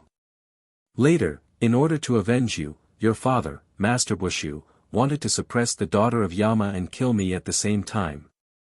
He left the Xiankong Temple with the Yulan bell and set up a trap with Qin Yan, the world wayfarer of the Buddhism sect. In the end, the trap was broken by the academy. Your father died in the hands of the academy, which means he died in my hands. Later, she and I fled to Chaoyang City and were besieged in this White Tower Temple by countless believers and powerhouses of Buddhism and Taoism. Your mother, Quni Mati, was cultivating here and was taken hostage by me. I was going to let her go later, but for some reason, I killed her in the end." Ning Ke looked at Monk Qingban and said calmly, "I killed you and your family. But, why did you kill me? Why did you kill my family?" Monk Qingban didn't listen to Ning Ke's words at all. He only felt confused and scratched his head, "And my name is Qingban, not Daoshi.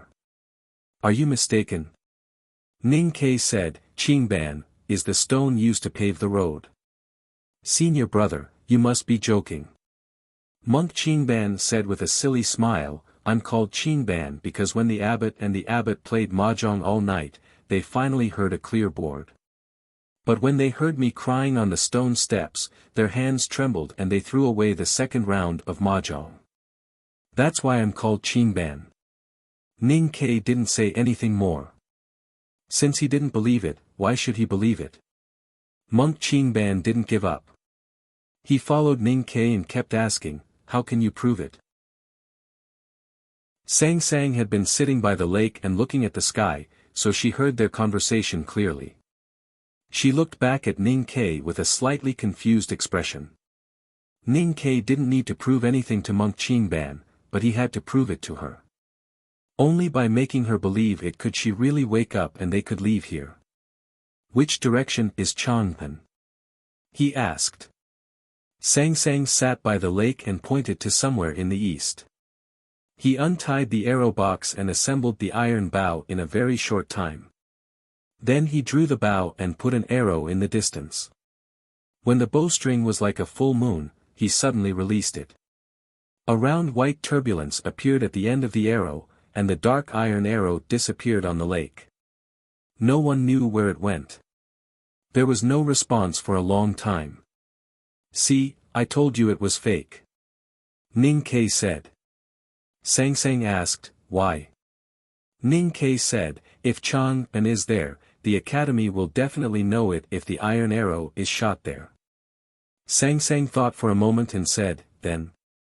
Ning Ke said, eldest brother hasn't come after such a long time, which means that there is no eldest brother in this world.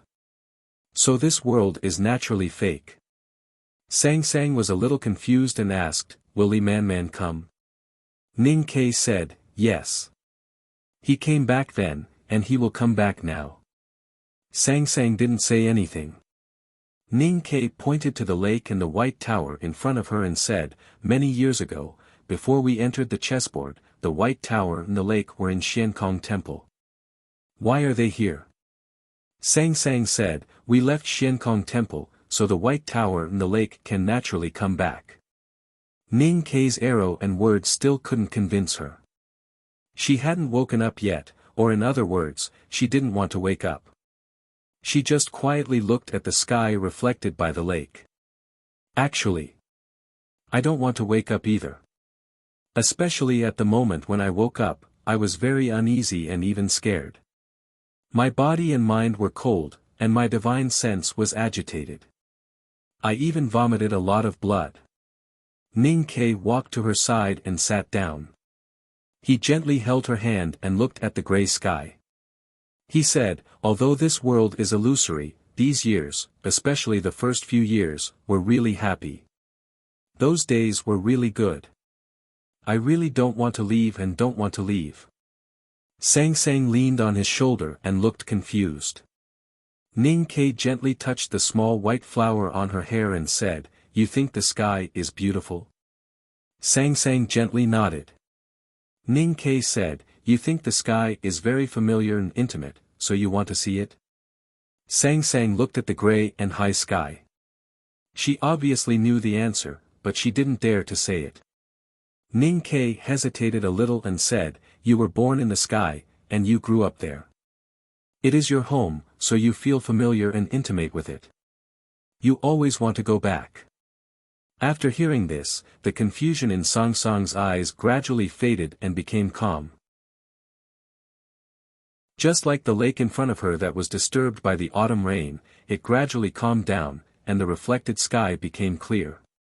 She blinked, and the lake waves swayed, just like her eyes. The sky reflected by the lake was cut into countless pieces of light and shadow. The original appearance of the sky could no longer be found. It turned into countless stars, as if they were constantly being born and destroyed. The lake evaporated, and the white tower disappeared. Since it was in Xiankong Temple, it naturally couldn't be in front of her. Sang Sang looked at the sky. The rain clouds suddenly dispersed, revealing the clear blue sky behind. However, it was still not the sky she wanted to see. Several cracks suddenly appeared on the porcelain-like blue sky. It was as if a beautiful piece of porcelain had been thrown to the ground, and the sky had shattered just like that. She had quietly watched the sky in the small courtyard and by the lake for hundreds of years. Today, with the help of Ning Ke, she finally saw through the sky and saw the darkness and nothingness behind it. Yes, this world was fake, or it was real. But in any case, this was not her world. This was the inside of the chessboard, and this was the world of Buddha. She slowly stood up and put her hands behind her back. Monk Qingban looked at the suddenly dark sky and panicked. He grabbed Ning Ke's sleeve and said in a trembling voice, "Senior brother, what's wrong?" Ning Ke said, "We are going to leave here. You go and find a place to hide." Monk Qingban asked, "Where are you going?" Ning Ke said, "We are going outside." "Outside? Where is outside?" Monk Qingban looked at him in a daze and suddenly said sadly, "Am I really dead?" Ning Ke didn't say anything. Monk Qingban kept crying. He kept wiping his tears with his sleeve, but he couldn't wipe them clean. Ning Ke's expression suddenly became solemn. Monk Qingban wiped his tears with his sleeve, but his tears couldn't be wiped clean. He wiped his face with his sleeve, and his face was very clean. When he wiped his face with his sleeve, one of his eyebrows was gone. When he wiped again, his nose was gone. When he wiped again, his eyes were gone. He seemed to feel a little embarrassed. He covered his face with his sleeve and said honestly, "I don't want you to go." Monk Qingban rubbed himself with his sleeves until he looked like a Buddha covering his face. He said he didn't want Ning Ke and Sang Sang to go. He didn't want them to go. Chapter 3, to be continued. If you like this work, please come to Chidian.com to vote for me. Your support is my greatest motivation. Chapter 972. In the records of Buddhist scriptures, there was a Vedanta with a handsome face, which was very similar to the Buddha. Countless believers mistook him for the Buddha and worshipped him. The Vedanta was ashamed and thought that he had wronged the common people, so he cut his face with a sharp knife and became extremely ugly. Every time he went out, he would cover his face. Every time he met a child, he would be thrown a stone, and every time he met a dog, he would be bitten or barked at. He used to be very popular, but now he was hated by the common people. However, he didn't say any evil words or show any evil face. He allowed people to humiliate and beat him without fighting back. Ning Ke didn't understand why Monk Qingban could become a real Buddha just by wiping his face with his sleeves. After a moment of silence, he said in a low voice, "You are dead. Even if you become a Buddha here, you are still dead. Since you are dead, how can you keep us here? Thinking is the will, and the will is the power. I don't want you to go, so you have to stay." Monk Qingban covered his face with his sleeves. His face had no eyes or lips, but he could still speak. His words were full of compassion and solemnity. The light of Buddha shone through his sleeves, which was extremely gorgeous. As soon as he finished speaking, his sleeves fell on Ning Ke's face with endless Buddha's power. Ning Ke had been prepared for this. With a bang, he unsheathed his iron cutlass and cut across the air. The sleeves and the iron cutlass met silently. But the autumn trees by the lake bent down because of the strong wind. With dense cracking sounds, countless trees were broken from the middle, revealing the white stubble. A monk's sleeves fluttered in the wind. The iron cutlass broke out of the sleeves and fell on the neck of Monk Qingban. The black cutlass became red and extremely hot. The vermilion bird kept screaming in the flame. Monk Qingban had no facial features, so it was difficult to show his emotions. But at this time, one could clearly see that he was shocked. He couldn't understand why Ning Ke's iron cutlass could break the Buddha's power so easily. "I killed you once in Changpan. At that time, in the ocean of consciousness, I proved to you that there is no Buddha in my heart. Although I have been cultivating Buddhism for many years, I still can't do it. Ning Kei's cutlass cut across the neck of Monk Qingban and said, "So I can kill you again." He withdrew the cutlass, and the head of Monk Qingban fell from his shoulders like a ripe fruit. It fell on the floor and rolled to the broken tree by the lake. Monk Qingban's body was still standing. Countless golden liquid flowed in his neck and slowly evaporated into the air. Under the tree, the face of Monk Qingban reappeared. He blinked his eyes with some difficulty and remembered the scene of him reading scriptures and worshipping Buddha in the White Tower Temple countless years ago. Only then did he realize that everything was empty. He looked towards the distant east and revealed a complicated expression. There was a bit of frustration and sorrow. Then, he slowly closed his eyes and presumably would never open them again. It was not until then that Monk Qingban or Daoshe really woke up and died. On the surface of the headless body left by Monk Qingban, many cracks suddenly appeared. The cracks gradually widened, and golden liquid flowed out of it. The golden liquid melted in the wind and turned into the purest glory of Buddha. Ning Kei looked at the scene in front of him in silence. He did not notice that Sang Sang, who was sitting by the lake behind him, looked at the golden Buddha nature with a slight frown and a pale face. He was killed by Sang Sang in the West Hill Divine Palace. Then, he was resurrected by Haotian's divine power. His body was now pure and clean. In the West Hill Divine Palace, his flesh and limbs were cut off by Sang Sang. Then, he was resurrected by Haotian's divine power. It was as if he had gone through countless changes of tendons and marrow. Now, there was no dirt in his body. It was unimaginably pure.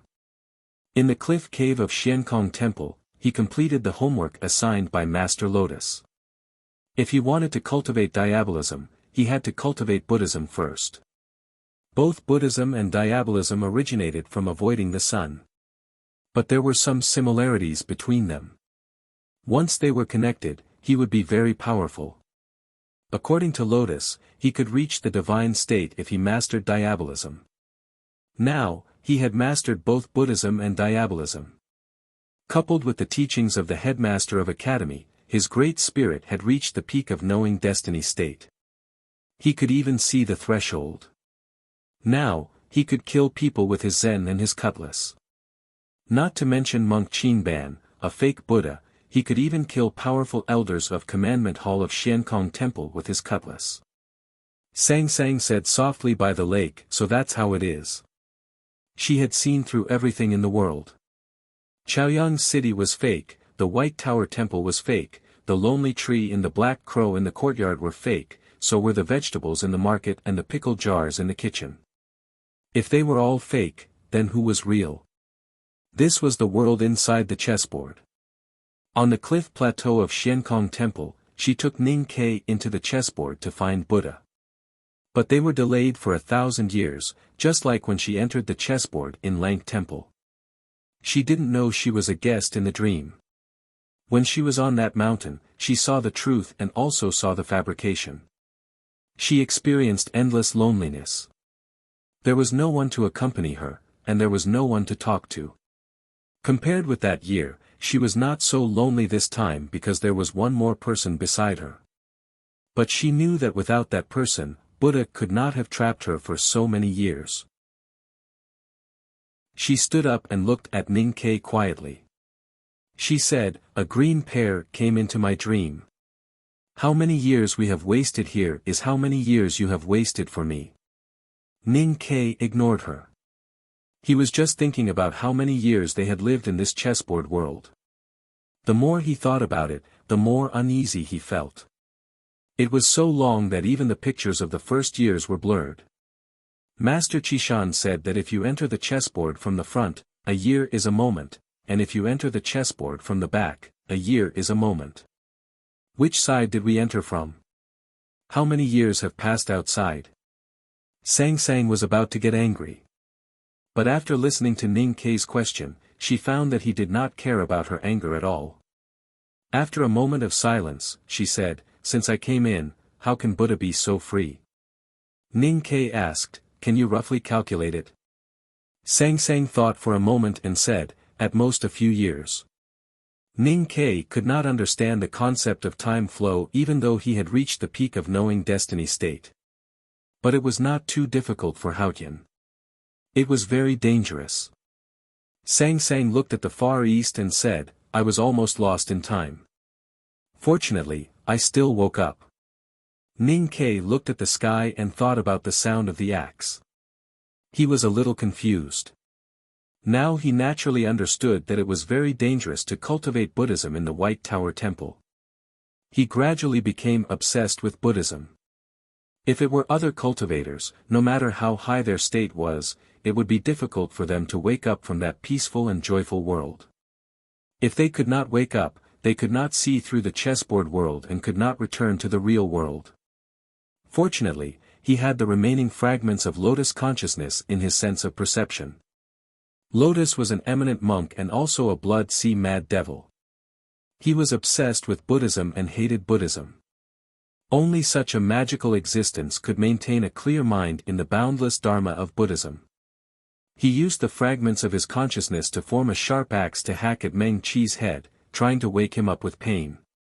Then where did the axe in the sky come from? Who wanted to wake him up? Sang Sang said, if you did not wake up, I probably would never wake up. In this case, I will cancel what you owe me. I will not punish you. Ning Ke knew what she meant. If it were not for him, she would not be so attached to the human world. She would not be so deeply tied to the secular world. How could the chessboard trap her? He smiled and did not speak. At this moment, several rays of light suddenly appeared in the dark sky. Ning Ke was slightly shocked. Last time in the Lank Temple, he had also seen these pure rays of light in the chessboard. He knew that each ray of light was the rule of the chessboard world. The rule of the world was collapsing. It was the most terrible power. He was not afraid because he had experience in dealing with such a situation. He took out the big black umbrella and said to Sang Sang, let's go. He used a questioning sentence instead of saying, let's go, directly. He was also emotionless because he was a little uneasy. He was a little worried that she still wanted to stay in the chessboard and continue to find Buddha and kill him, which seemed impossible. He was also worried that she would return to the divine kingdom after leaving the chessboard and returning to the human world. According to Sang Sang's previous behavior, she would definitely choose to stay in the chessboard world and continue to find Buddha. That powerful enemy had unknowingly trapped her for hundreds or even thousands of years. The more it was so, the more she wanted to kill Buddha. Because she was the great Haotian. Today, her behavior was somewhat unexpected. She walked to him and said calmly, let's go. Ning Ke was startled and handed the umbrella to her. With a soft bang, Sang Sang opened the big black umbrella, as if opening a piece of night. The night completely covered her and Ning Quebec. A moment passed, a moment passed, a moment passed, a moment passed, a day passed, a day passed. It seemed that after countless tribulations, the black umbrella was still by the lake, and Ning Ke and Sang Sang were still under the umbrella. Nothing had happened. They could not leave, and they were still in the chessboard. Ning Ke remembered the words Monk Qingban said before he died, I don't want you to go. The world didn't want them to go. His face was slightly pale, and his hand holding Sang Sang trembled slightly. But, why was that? In the Lank Temple, they entered the chessboard, and the rule of the world chased after Sang Sang. They opened the black umbrella, and the rule of the world could no longer find them, and they disappeared. Why did they open the black umbrella today but not leave? Sang Sang looked at the dark sky and said after a moment of silence, I can't sense the outside world. She was the rule. As long as she could communicate with the rule of the world outside the chessboard, she could return to the human world, just like she could return to Haotian's divine kingdom even if she died. The big black umbrella could make the rule of the world unable to find them, and it could also help her communicate with the rule of the outside world. If she couldn't sense it, then there were only two possibilities. The umbrella was broken, or something was wrong with her. The big black umbrella was not broken, so something was wrong with Sang Sang. Before Ning Kai could ask, she said, "I've become much weaker." She looked a little lost. Even though the headmaster had infused the power of the human world with her, even though Ning Kai had brought her into the human world, and she had been tainted by countless mortals, she still looked indifferent and extremely confident. Because she was very powerful. Even if she was weak, she was still unimaginably powerful. But now, she found that she was really weak, so weak that it was hard to imagine. She closed her eyes and began to think about the reasons. To be continued. If you like this work, please come to Chidian.com to vote for me. Your support is my greatest motivation. Chapter 973. Although the sky was dark, there was light. Sang Sang held the big black umbrella. Her feet were in the light, and her body was in the dark. She closed her eyes and did not blink. She was as quiet as a god. She was thinking about a question: no matter how strong Buddha was, he could not be stronger than the headmaster of the academy or the human world. So what did he do to weaken himself so much? In her quiet thoughts, countless scenes flashed through her consciousness at high speed. They were like fleeting lights and passing shadows, but they were so clear. Hundreds of years of time began to rewind, revealing the true appearance. The peace in the small courtyard, the tea and wine, the chess and streaky pork, walking hand in hand, wandering by the lake, holding an umbrella in the alley, looking at the misty rain in the ancient temple, the snowy border, were all greed. The quarrel in the small courtyard, the sea of blood in the market, the fading figure, the angry questioning, the confrontation between life and death, the irritation, the low mood, were all anger. The rest of the images were all caused by greed and anger, or led to greed and anger, which was ignorance. Greed, anger and ignorance were the three poisons of Buddhism. The Mahayana doctrine said, greed attracts those who are not fed up with everything that is agreeable to their feelings. Anger attracts those who are angry with everything that is against their feelings. Ignorance is slow-witted and obsessed with the law of things.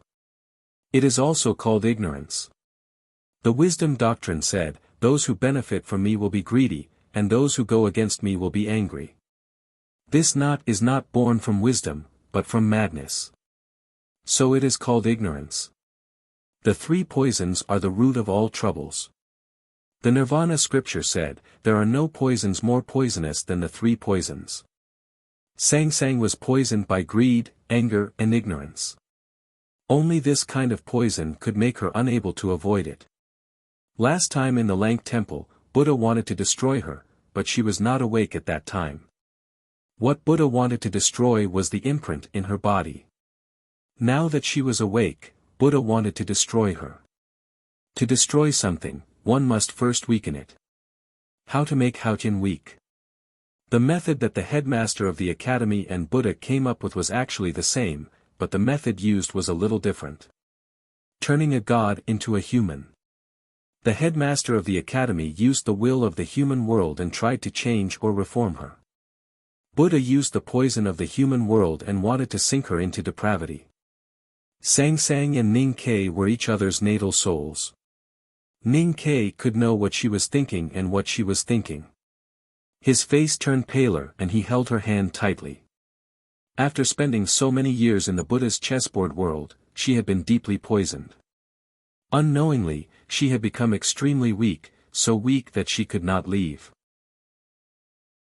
Then, what would be waiting for her? Don't worry. Ning Kai held her in his arms and whispered, even if Buddha kills you, you can still return to Haotian's divine kingdom. Maybe one day, you will remember me and the academy. Then, he couldn't go on. If Sang Sang really used death to return, then it would be impossible. Haotian was Haotian, and there would be no more Sang Sang in the world. The Buddha did not know that the headmaster of the academy had divided Haotian into two, nor did he know that the academy had left one of Haotian in the human world. Therefore, he did not know that even if he killed Sang Sang, he could not kill Haotian. But Sang Sang would die. I don't want to die. Sang Sang said, Sang Sang doesn't want to die. Hao Tian, who was named Sang Sang, did not want to die. Ning Ke looked at the distant east and said, then we will not die. Sang Sang turned and walked out of the White Tower Temple. Ning Ke held the black umbrella and followed her. Outside the temple, she pointed to a woman under the eaves whose clothes were half wet by the rain and said, don't you find it strange that she has not aged after so many years? Ning Ke said, for countless years, the consciousness of those who believe in Buddhism will come to this chessboard after their death. This is the real Buddha land. They are dead, so naturally they will not age. Sang Sang said, but you have not aged either. Ning Ke thought it was true.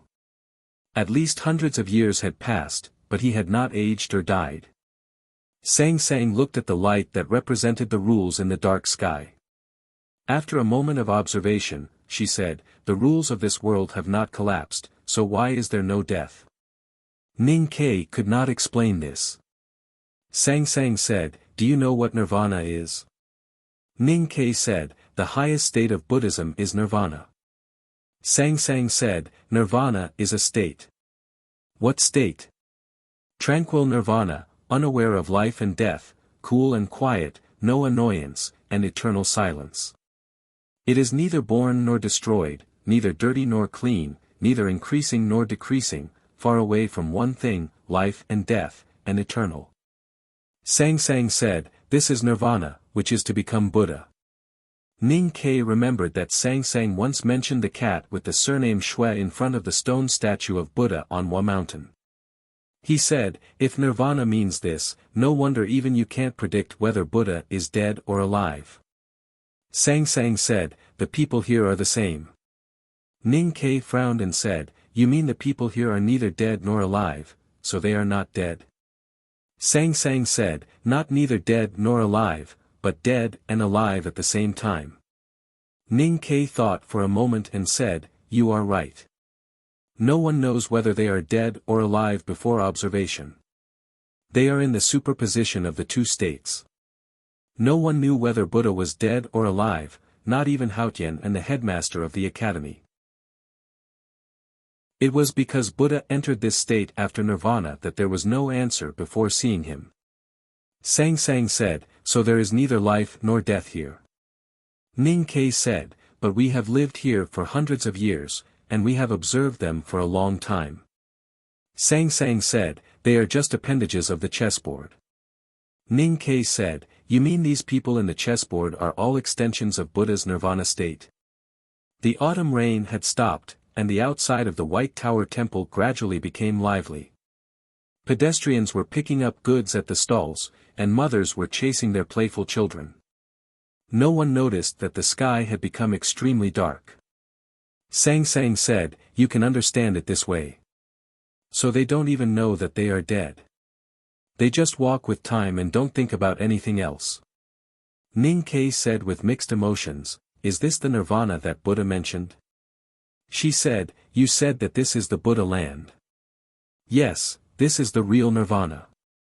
If you and I don't wake up, we will eventually become a part of this world. Ning Ke looked at the pedestrians on the street and suddenly felt cold. He and Sang Sang had almost become a part of this world. At that time, they would not know whether they were alive or dead. Would it be the nirvana or the nirvana? This was the true meaning of nirvana. Heaven and Buddha could calculate. When Buddha entered nirvana, heaven could not calculate Buddha, but Buddha could calculate heaven. Buddha did not jump out of cause and effect, but he could see through cause and effect and go with the flow. Cause and effect, that was why, and it was also the principle of the academy. Because Ning Ke picked up the baby girl on the side of Hebei province, because the headmaster of the academy took Ning Ke as a disciple, because Ning Ke wanted Sang Sang to become a human, and because they loved each other, they came to this day. We finally woke up. How can Buddha kill you? Ning Ke said, since he has entered nirvana, he can't do anything. I'm also curious. Sang Sang handed the black umbrella to him and walked into the street with her hands behind her back. She said, I really want to know what that monk can do to me. Her tone was calm and proud.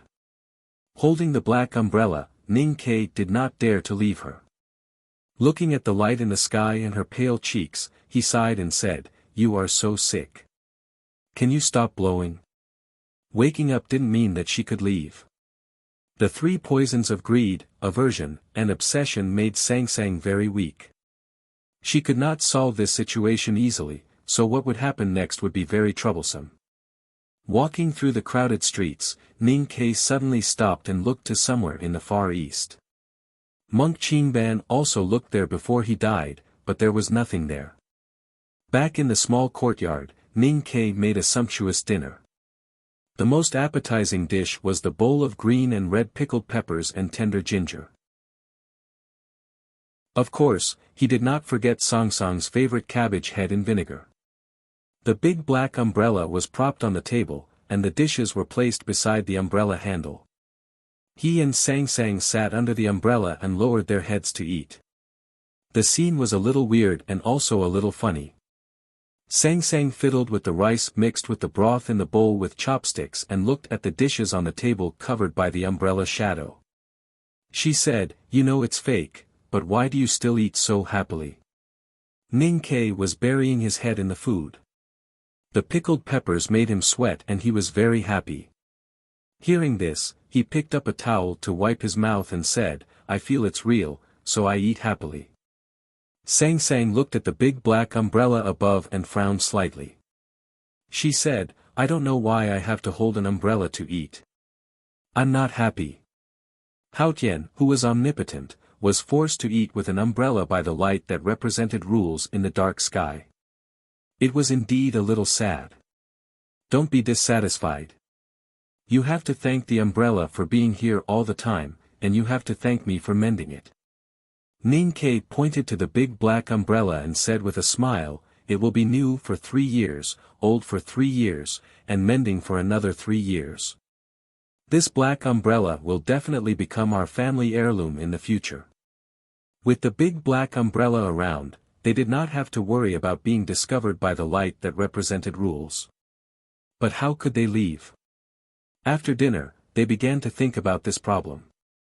They had been in the chessboard for many years, but Ning Ke and Sang Sang were not in a hurry, at least on the surface. They thought they still had enough time to solve the problem. The three poisons of greed, aversion and obsession were indeed the poisons of all poisons. Sang Sang had no way to cure them, and Ning Ke could not think of a way either. In this case, life had to go on. Last night's dinner was too sumptuous, and there were no more vegetables at home, so Ning Ke went to the market to buy vegetables. Now Sang Sang naturally followed him without his request, because they only had one umbrella. When they arrived at the market, they found that their idea was wrong. With the big black umbrella, the light could not find them, but people could.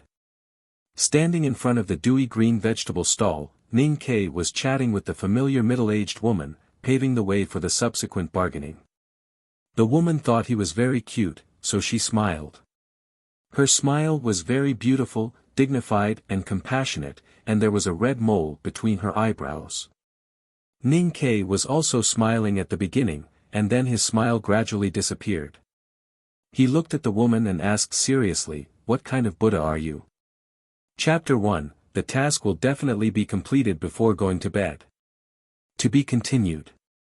If you like this work, please come to Chidian.com to vote for me.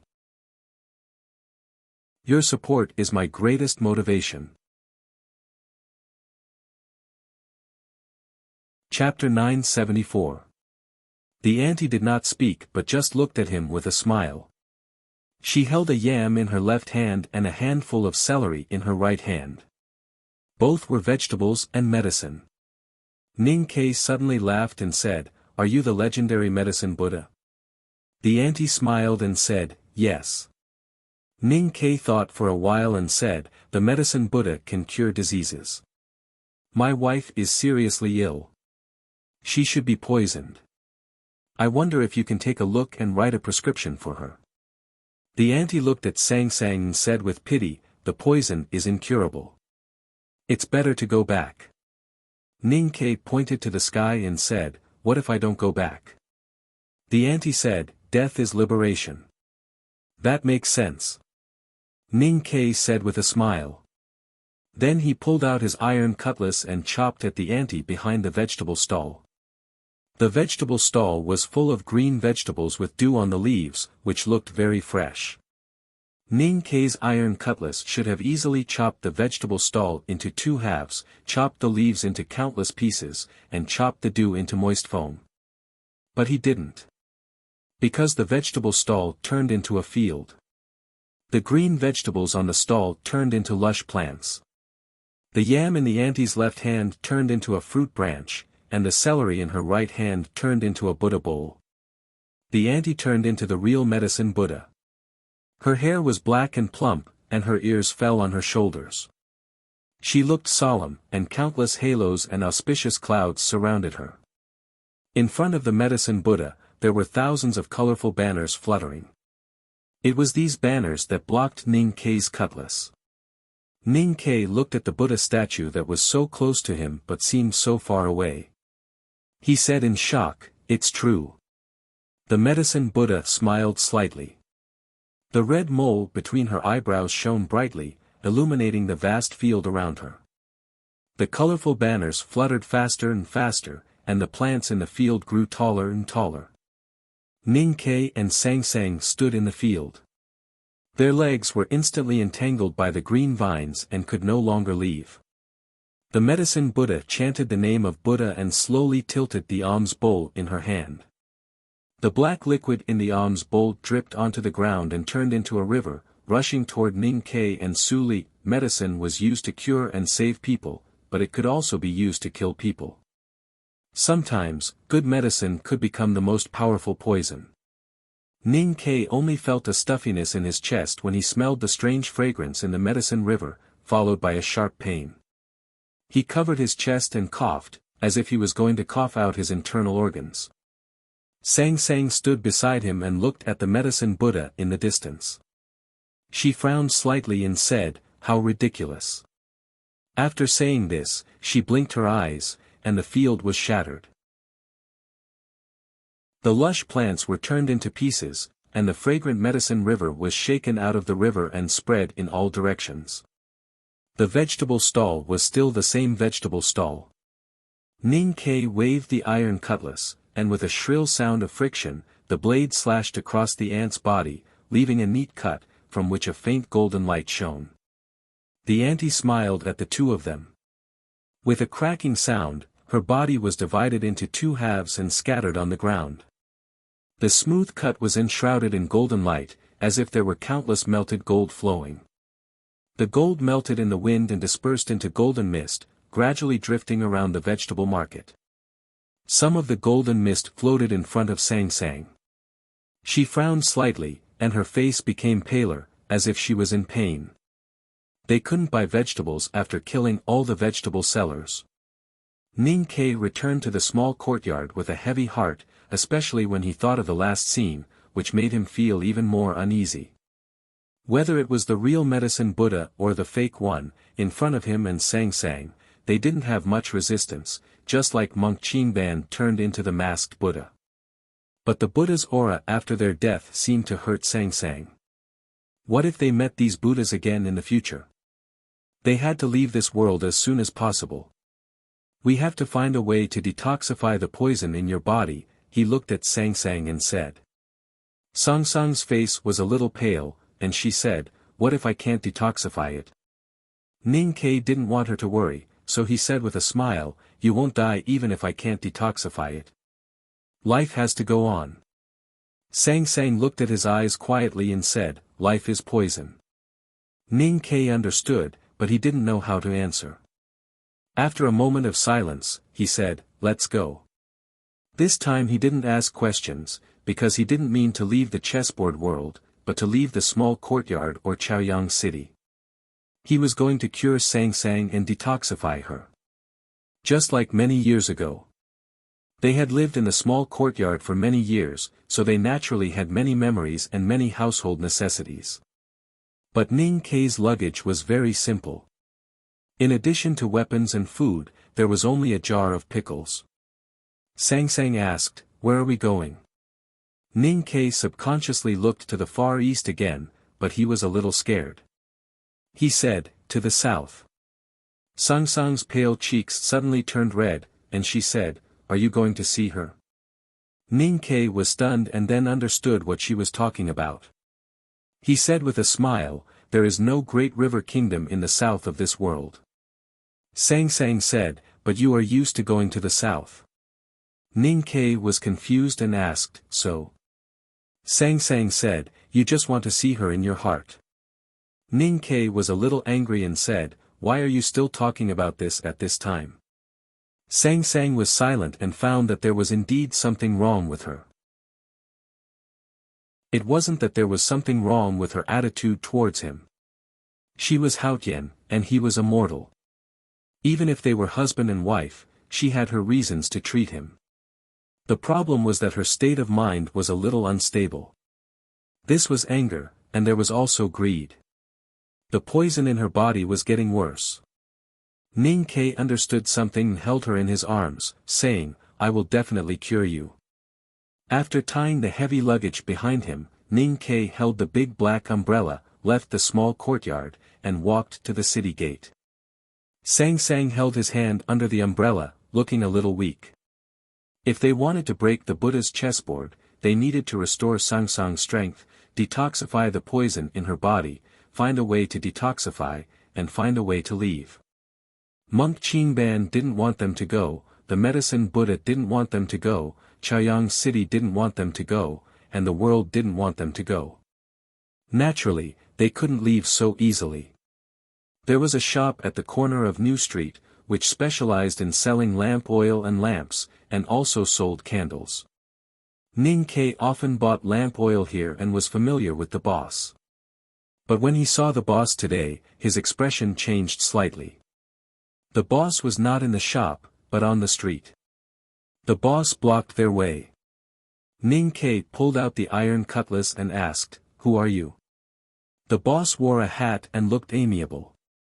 He said with a smile, "Guess." Looking at the dense oil lamps in the shop, Ning Ke asked with some uncertainty, "Dipankara Buddha?" It was indeed the Dipankara Buddha. There was no oil lamp shop owner on the street, only an old Buddha.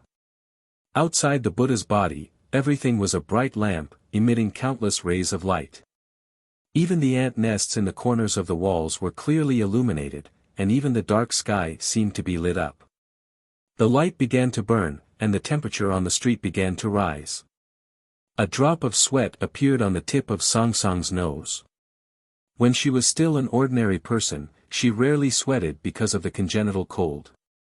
After becoming Haotian, her divine body was as cold as jade, and she didn't sweat at all. But in front of the Dipankara Buddha, she sweated. Ning Ke felt that his heart became extremely hot, as if someone had placed an oil lamp in it. The Great Spirit rose, and in an instant, he rushed to the front of the Dipankara Buddha and chopped down with his cutlass. The Dipankara Buddha dropped the lamp. The seemingly ordinary copper oil lamp seemed to be as heavy as a world, and it easily suppressed Ning Ke's iron cutlass. The ancient Buddha began to light up thousands of lamps, and the world shone brightly. In just an instant, more than 10,000 lamps were lit. Even with Ning Ke's reaction speed, he couldn't react.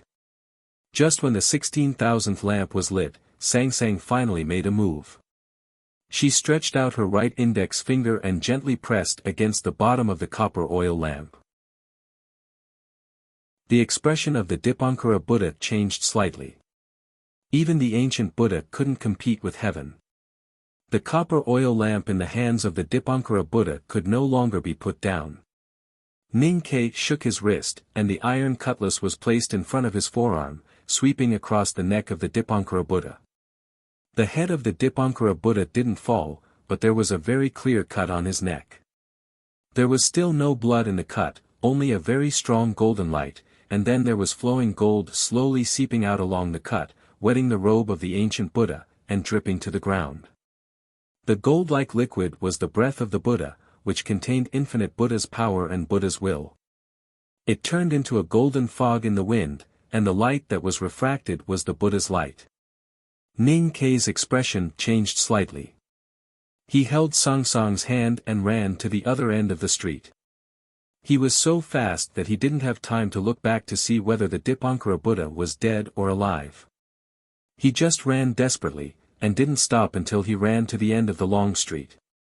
Song Song's face was very pale, and her brows were tightly furrowed, as if she was in great pain. Looking at the drop of golden liquid on the hem of her flowery indigo dress, Ning Kei knew that he still couldn't avoid it. Next time stand behind me, and the Buddha's light won't fall on you. He pulled Sang Sang in front of him, looked into her eyes, and said very seriously. Sang Sang looked at the tip of her shoe, and whispered, "I'm afraid that I will get lost." Ning Kei was silent for a moment, and then he untied the heavy luggage, took out the arrow box and the brocade bag containing the fu paper, and threw away everything else, including the pickle jar. He carried her on his back, tied their bodies with a rope, and handed the big black umbrella to her. With the arrow box in one hand and the iron cutlass in the other, he walked toward the direction of the city gate. On the street, the pickle jar had cracked, giving off a fragrance that only an old jar could have. Ning Kei walked out of Chaoyang City with Sang Sang on his back, and met many Buddhas along the way. The officials of the Academy of Music, holding the sound device, turned into the best sound Buddha. The storyteller in the tile alley turned into the Nanju Buddha. The Buddha in a small temple turned into the Dharma Buddha. Many people turned into Buddhas and were killed by him. Ning Kei couldn't understand why these people turned into Buddhas, why there were so many Buddhas, where did these Buddhas come from, and why did they become Buddhas? Everyone can become Buddhas. Sang Sang leaned on his shoulder, and said weakly, "This is the business of the masses." Chapter 2, to be continued. If you like this work, please come to Chidian.com to vote for me. Your support is my greatest motivation. Chapter 975. The serfs living in the underground world under the Xiankong Temple only knew the round sky and the Buddha. They had no choice, so their faith was the purest. In the human world, there were many devout Buddhist believers like them. After countless generations, the believers died, and their awareness came to the chessboard of the Buddha, forming the nirvana. According to Buddhism, what kind of world could be qualified to be called the nirvana? That was the world where everyone could become Buddha. In Chaoyang City at this time, all the servants, peddlers, officials, and monks were merciful and chanting. They were Buddhas, all of them were Buddhas. Ning Kei and Sang Sang wanted to know what Buddha would do to kill them after they woke up. Now they saw the answer, all living beings were doing business with all living beings. Men, women, old, and young all became Buddhas and surrounded them. They looked solemn and merciful, chanting scriptures. They did not mention killing, but the intention of all living beings was to kill Haotian and Sang Sang. There was a man who had carried a load for decades and had calluses on his shoulders. He was a thick-shouldered Buddha. There was a girl who was enlightened by the rising sun. He was a Buddha who was born in the sun. There was an old man who was fishing in the river. He was a Buddha who was enlightened by the net. There was also a Buddha of fame, a Buddha of Dharma, a Buddha of light, a Buddha of various colors, a Buddha of incense, a Buddha of light, a Buddha of all righteousness, and many other Buddhas with no names. The whole city was crowded with Buddhas. One Buddha stepped on another Buddha's kasaya, and another Buddha smashed the jade flower in the Buddha's hand. The Buddhas squeezed and pushed each other toward Ning Kei and Sang Sang. Looking at this shocking scene, Ning Kei seemed to go back to those years in Chaoyang City. Countless people wanted to kill Sang Sang, the daughter of Yama, who was on his back. When he saw that the man who played monkey tricks also became a Buddha, and even the monkey on his shoulder became a bad-tempered fighting Buddha, he could not bear it anymore and rushed over with his iron cutlass. He had killed many Buddhas on his way out of the city. He wanted to stop for a while. Because all Buddhas had Dharma, they were not easy to kill. More importantly, he knew that these Buddhas would turn into Buddha's light after they were killed, which would make Sang Sang suffer. However, if he didn't kill these Buddhas, he wouldn't be able to escape from Chaoyang City with Sang Sang on his back. He could only hold the iron saber and hack at those Buddhas. It was as if someone was sweeping the floor with a bamboo broom.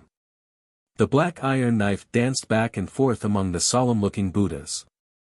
The blade cut through the necks and chests of the Buddhas. Countless Buddhas fell. The black blade was covered with golden liquid and then turned into pure light. Suvajra Buddha was dead. He fell to the ground as if he was in a deep slumber. Then, he was trampled into golden pieces by the other Buddhas. Thick Shoulders Buddha was dead. His right shoulder had been completely sliced off by the iron blade. He looked like an unfinished golden statue. Sun Rebirth Buddha was dead. A golden scar appeared on the girl's beautiful face. It looked extremely terrifying. Ning Ke waved his cutlass and moved forward. Every time the iron cutlass fell, a Buddha would die. There was no emotion on his face.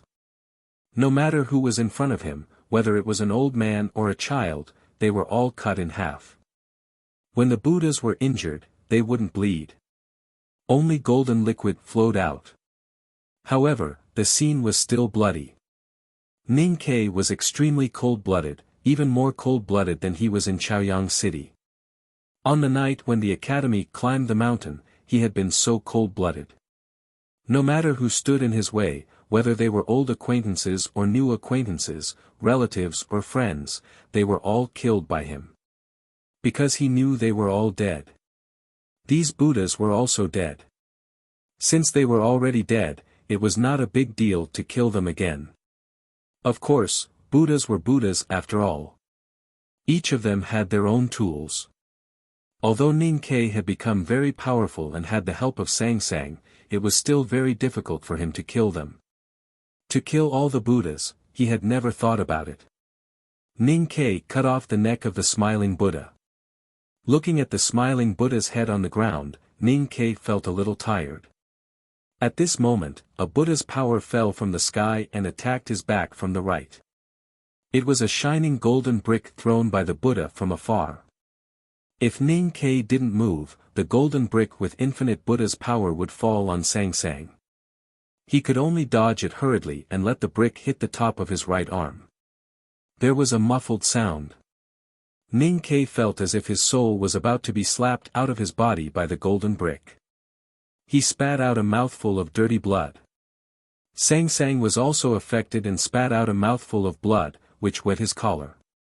If a cultivator from the Buddhism or Taoism sect was hit by the Buddha's golden brick, his arm bones would have been broken.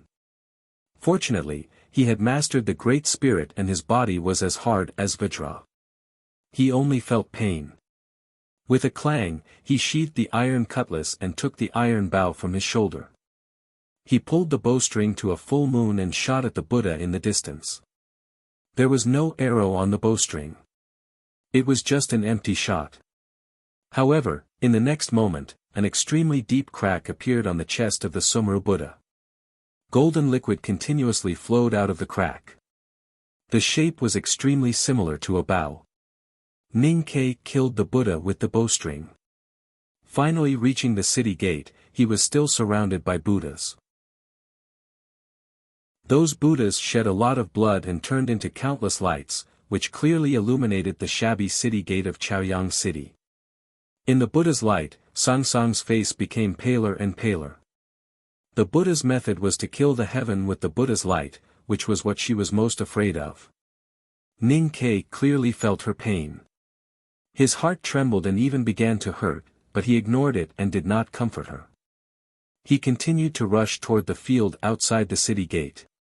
He held the iron bow with his left hand and pulled the bowstring with his right hand. Buzzing, buzzing, buzzing, as if the string of a zither was broken or someone was playing cotton, the Buddhas around the city gate cracked and died. The Buddha's light seeped out from those cracks and filled the field, becoming more and more intense.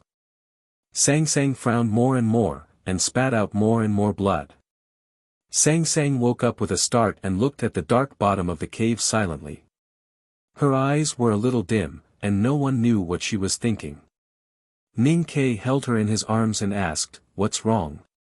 Sang Sang said, "I had a nightmare." Ning Ke was stunned. He forced a smile and asked, "That's new. What did you dream about?" Hao Tian could not dream, only mortals could.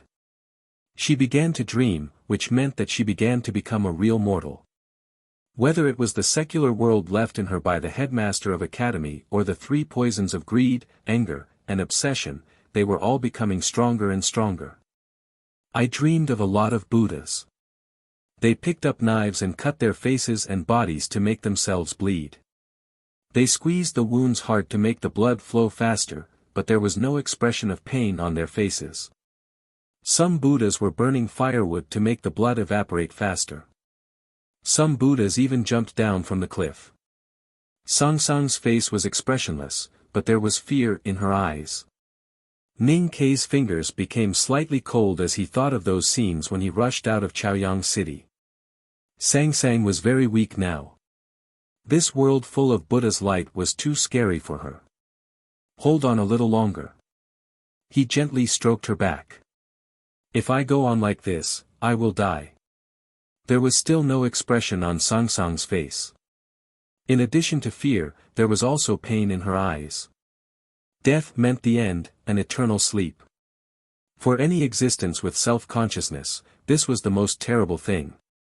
She had never thought that she would die, so she had never been afraid until now.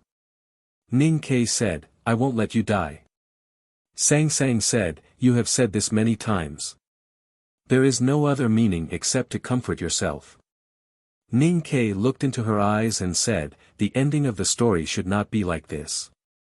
Now that we have woken up, we must be able to find a way to leave." Sang Sang said, "You said before that this is not a story in a book."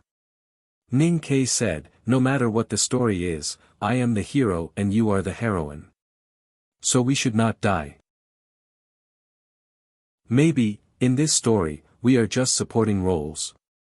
Sang Sang looked at the dark night sky outside the cave, looked at the Buddha's light gradually spreading in the field, and listened to the sutra gradually becoming clearer. She said, "Because this is the story of Buddha." Ning Ke was silent for a long time and said, "Sleep a little longer. We can still stay for a while." Sang Sang turned to one side and continued to sleep. Ning Ke sat beside her and looked at her frowning eyebrows, aggrieved lips, and painful expression from time to time. He felt very sad and reached out to smooth her eyebrows. Sang Sang never showed a painful expression when she was awake. They left the cave in the early morning and continued to walk south according to the original plan.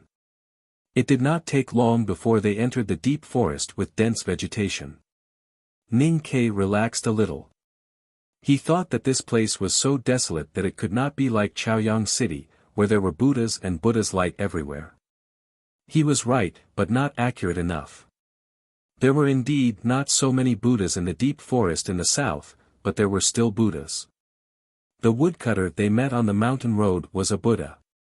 In the middle of the night, another Buddha came riding a spotted tiger.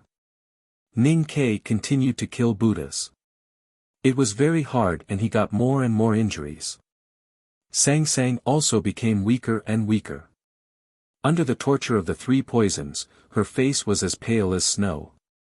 In order to relax, he began to sing the song of the black pig again. Sang Sang was very unhappy and wanted to pretend to be black. But her face was too pale and did not look threatening at all. She shouted angrily, "You only know how to bully me when I am weak." Ning Ke reached behind and patted her buttocks. He said, "It's the Buddha who poisoned you. It has nothing to do with me. It's true that I bully you, but I can't take advantage of you." At this moment, a wild boar covered in black mud jumped out of the forest. The wild boar looked at Ning Ke foolishly and ran away as soon as it felt the danger. Sang Sang said weakly, "The crow landed on the back of the pig. The bald donkey and the academy are all evil." With a strange caw, a black crow flew over and landed somewhere in the forest. After a moment, the wild boar covered in black mud walked out of the forest dejectedly. The black crow stood on its back, flaunting its might. Sang Sang said, "We will eat pork tonight." Ning Kai said angrily, "The crow landed on the back of the pig. You are on my back. Am I a pig?" Sang Sang leaned on his shoulder and whispered, "If you are not a pig, why are you here? It's July in the blink of an eye. Please vote for Jiang Yi with your guaranteed monthly votes and recommendation votes on Monday. Thank you. I will continue to write. There is one more chapter. To be continued. If you like this work, please come to Chidian.com to vote for me. Your support is my biggest motivation. Chapter 976. Ning Kai laughed. He knew what she meant and understood that she was expressing her affection. What was even better was that there was also her affection in her words, so he was very happy. They killed a wild boar by the stream and made a bonfire. The meat sizzled on the fire, and the oil gradually flowed. The aroma permeated the air. The two of them had a full meal and then rested. Ning Kai thought of what she said during the day and said, "Don't compare the academy with the Buddhism sect in the future. You can say whatever you want about the academy, but not about the Buddhism sect." Sang Sang lay on the ground that was warmed by the fire and asked, "Why?" Ning Kai said, "Is the academy so disgusting?" Sang Sang smiled and said, "Your teacher injected the power of the human world into my body, and then you took me to the world to turn me into a human being. Buddha also planted the 3 poisons of greed, obsession and anger in my body to turn me into a human being. What's the difference between the two?" Ning Kai was sharpening the iron cutlass by the stream. When he heard this, he stopped and thought for a while before saying, "The difference is that Buddha turned you into a human being to kill you." Sang Sang said, "What about the academy? Do they just want to turn me into a human being? If it weren't for you, I would be so weak. Would the people in the academy want to kill me?" Ning Kai said, "The word 'if' explains everything. There is no 'if' in the world. I have always been by your side, so the academy will naturally not want to kill you." Sang Sang asked, "Even if I kill Kuharan?" Ning Kai was silent for a while and said, "Not counting the time in the chessboard, you have been in the human world for 20 years. Only during these 20 years, you are Sang Sang." Sang Sang understood what he meant. She should not be responsible for what happened before she was born. The academy did not blame her for youngest uncle's death, but Haotian. Sang Sang asked, "What if your teacher was killed by me in the end?" Ning Kai was a little depressed and said, "Can't you say something interesting? I have said that there is no 'if' in the world. Can you not be so annoying? Don't be so boring." Sang Sang smiled and said, "Then let's say something interesting. Where are we going next?" If they could meet a Buddha in such a remote mountain, it could be imagined that danger was everywhere in the world of the chessboard. The Buddhas of all living beings were looking for them. There was no point in continuing to walk aimlessly like this. Even if they could walk to the end of the southernmost sky, they would still not be able to find a way out of the chessboard. Ning Kai asked, "If the poison in your body is removed, can you break this chessboard?" Sang Sang said, "You just said that there are no ifs in this world." Ning Kai sighed, "Don't be naughty." Sang Sang said, "If not, why would we leave Chaoyang City?" Ning Kai said, "According to the Buddhists, only by practicing Buddhism can we get rid of the 3 poisons of greed, anger and obsession." Sang Sang said, "That's a lie." Ning Kai said, "The Buddhist scriptures are not fairy tales. I think it makes sense." Sang Sang said, "Unless you become a real Buddha, it's hard to get rid of the 3 poisons." Ning Kai wiped the water on the blade and walked back to her. He looked at her eyes quietly and said, "Do you want to try to become a Buddha?" In his opinion, if she could become a Buddha here, she would be able to get rid of the 3 poisons of greed, anger and obsession in her body. Even the Buddhas of all living beings would not be able to threaten her. Sang Sang said, "No." Ning Ke slightly frowned and asked, "Why not?" Sang Sang answered with his previous answer, "It's disgusting." Ning Ke felt helpless and said, "Being alive is more important than anything else. Just bear with it." Sang Sang said, "This is the world of Buddha.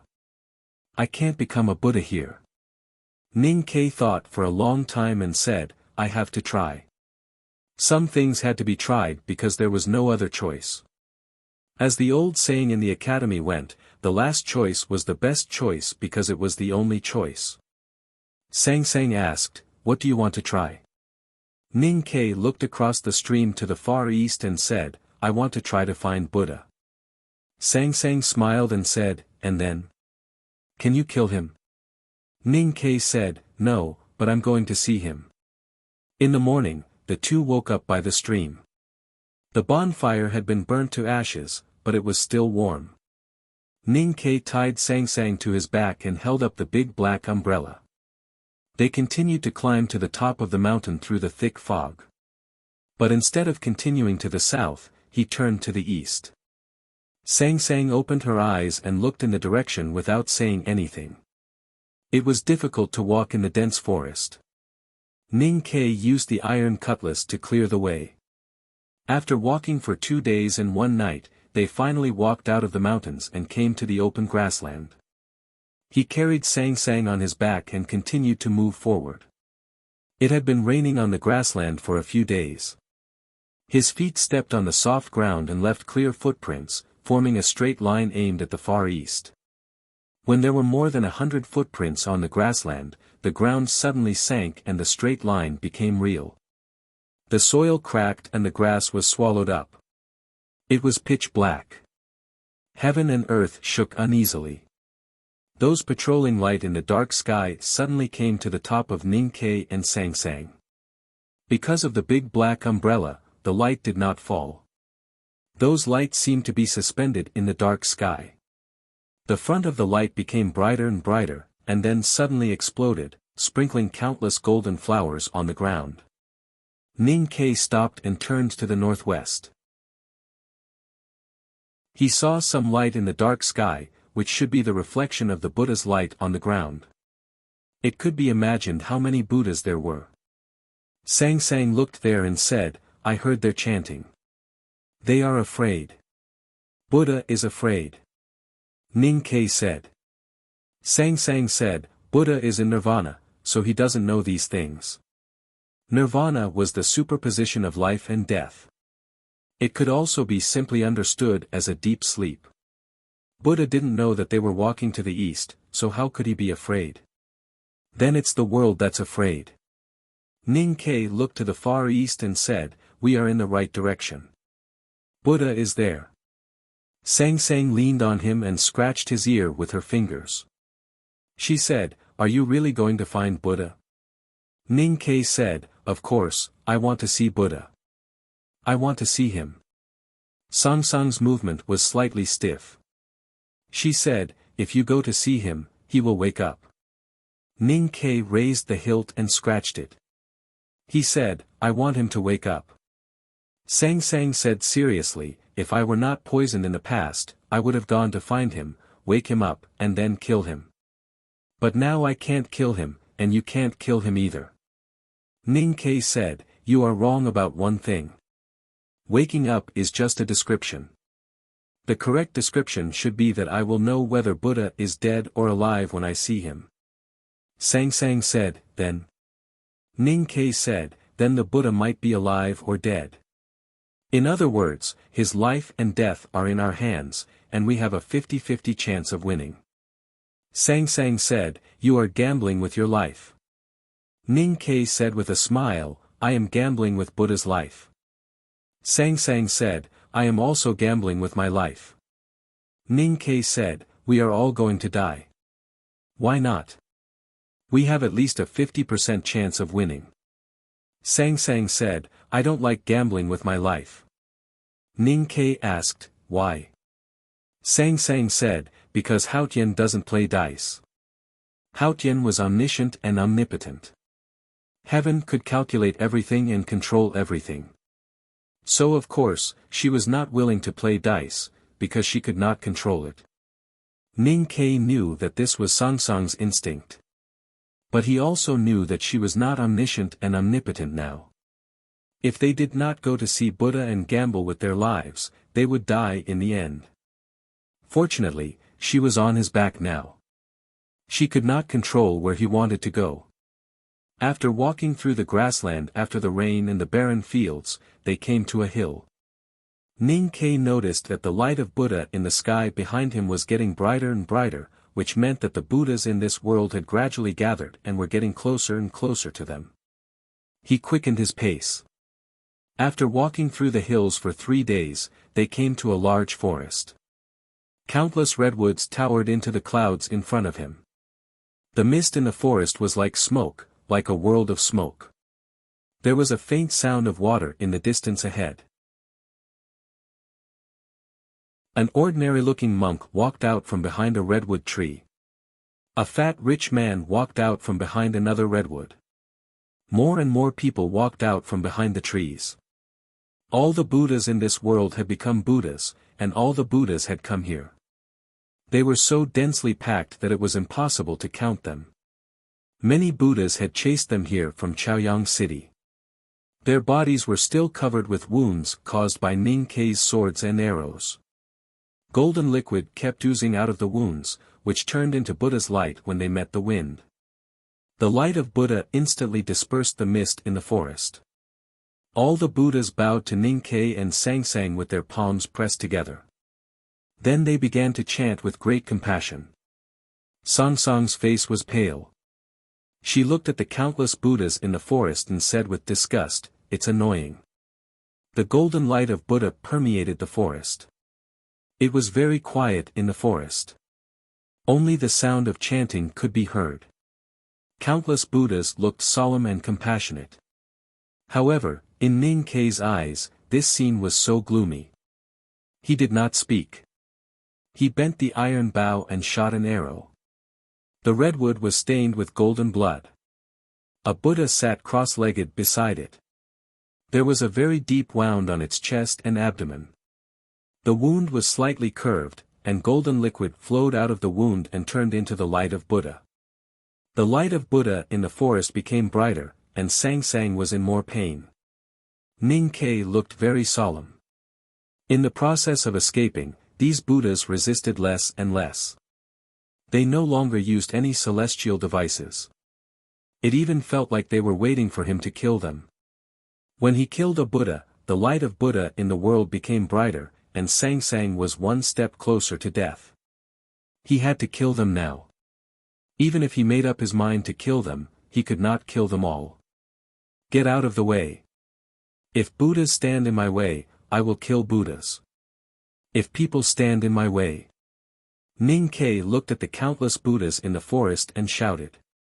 He wanted to say, if people stand in my way, I will kill Buddhas. But thinking that there was no one in this world, he said, if Buddhas stand in my way, I will still kill Buddhas.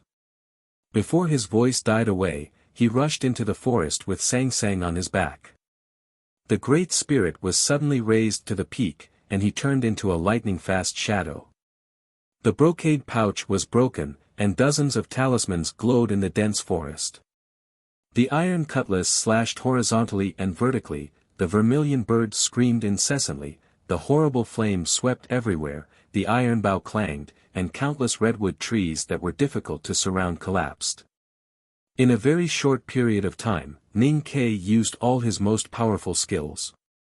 At least dozens of Buddhas fell in a pool of blood, which showed that he was extremely powerful. However, no matter how hard he killed, the chanting in the forest did not stop. There was no reaction on the faces of the Buddhas except pity. The road to the Far East was still blocked. The death of dozens of Buddhas dyed the gloomy forest with extremely bright gold. The light of Buddha became unprecedentedly bright and even gave people a feeling of firmness. The light of Buddha was so strong that it forcibly broke the gaps behind the black umbrella and fell on Sang. She leaned weakly on his shoulder and kept coughing up blood. Ning Ke felt extremely cold, and his hand holding the cutlass began to tremble. You can't die. He looked at the blood dripping from his body and said with a pale face. Sang Sang could not stand it anymore. She whispered in his ear, I want to come in. Ning Ke did not understand what she meant by this. The next moment, he felt that there was one more person in his body. Sang Sang was still on his back. Sang Sang had entered his body. The big black umbrella could not protect her anymore. She could only hope that Ning Ke could protect her. Ning Ke lowered his head and kept silent for a long time. His breath gradually calmed down and gradually matched the breathing rhythm of Sang Sang's divine body on his back until they were completely the same. He did not understand what had happened, but he knew that Sang Sang must have paid a great price. He raised his head and put the big black umbrella on his back. He looked at the countless Buddhas in the forest and said, Now, let's fight again. The 200,000 words were completed in June. The following is a single chapter. In July, let's fight for the first place. To be continued. If you like this work, please come to Chijien.com to vote for it. Your support is my greatest motivation.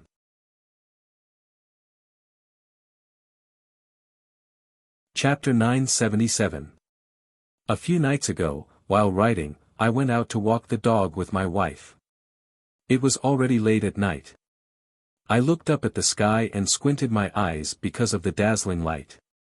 Although I am a person who likes to exaggerate, this is really not an exaggeration. There is a full moon in the night sky, very bright. That night, I said in the chapter that the teacher should be in a good state at this time, but I am not in a good state. Yes, I have some personal matters to deal with at home, so I am more anxious. I will return to Hubei on Wednesday or Thursday, but this will not affect me from saying the following sentence. In July, I hope to get the first place in the monthly votes list. Readers are actually very clear that I take 2 years to write a book. This pace has been maintained for a long time. 8 years have passed just like that. Coming Night was published in August 2 years ago, and it is almost 2 years now. The wind rises and the rain falls, and the night is coming. The song ends and people leave. This story of Coming Night is also coming to an end. If it is written quickly, it will probably be finished in August. If it is slow, it will be in September. In other words, July is the last complete month of Coming Night, the last full moon. I hope this July can be as bright and beautiful as a real full moon. It seems that we have to fight for the monthly votes list now, but I do not want the last full moon of Coming Night to be spent in a nervous and anxious mood, and I do not want everyone to read without a calm and joyful mood. So this month, I hope to fight for the monthly votes in a serious, lively, and joyful atmosphere. I will work hard, and I will make a great effort to guarantee at least 200,000 this month. Everyone, please accompany me to spend this month happily. What kind of rhythm is the happiest? Of course, to fight for the monthly votes and finally get the first place. This is indeed difficult, but the more difficult it is, the happier it is, right? No matter the ending, I will work hard during the process, and your happiness is the most important. The last full moon, please spend with me. Please cast your monthly votes and recommendation votes, and draw a perfect temporary end to our Jianghu in the past 2 years. Thank you, everyone. Please. To be continued. If you like this work, you are welcome to vote for recommendation votes and monthly votes. Your support is my biggest motivation. Chapter 978. The forest was dark and gloomy. The Buddhas were emitting a faint golden light, like countless oil lamps. Seeing Ning Ke standing with the cutlass, the Buddhas had different reactions. Some were sad, some were angry, and some were in awe. The Buddhas sensed that Ning Ke had undergone some important changes and realized that those changes would have some impact on the Buddha's nirvana. But they didn't know what those changes were. Ning Ke didn't understand them either. He knew that Sangsang's body was still on his back, but she had entered his body. He felt full of strength and fearless. The chanting sounded again in the forest. The golden light shone brightly. Countless Buddhas appeared everywhere and slowly surrounded him, leaving no way for him to leave. The Buddhas looked at him with compassion. However, from Chaoyang City until now, the Buddhas had never tried to persuade and enlighten him, nor did they have any real communication with Ning Quebec. Because Ning Ke refused to communicate with them. Any differences would have to be solved by force. It was still the same at this moment. He took a deep breath and his eyes became unusually bright. He held the cutlass tightly and slowly raised it. Then he chopped it twice casually toward the forest in front of him.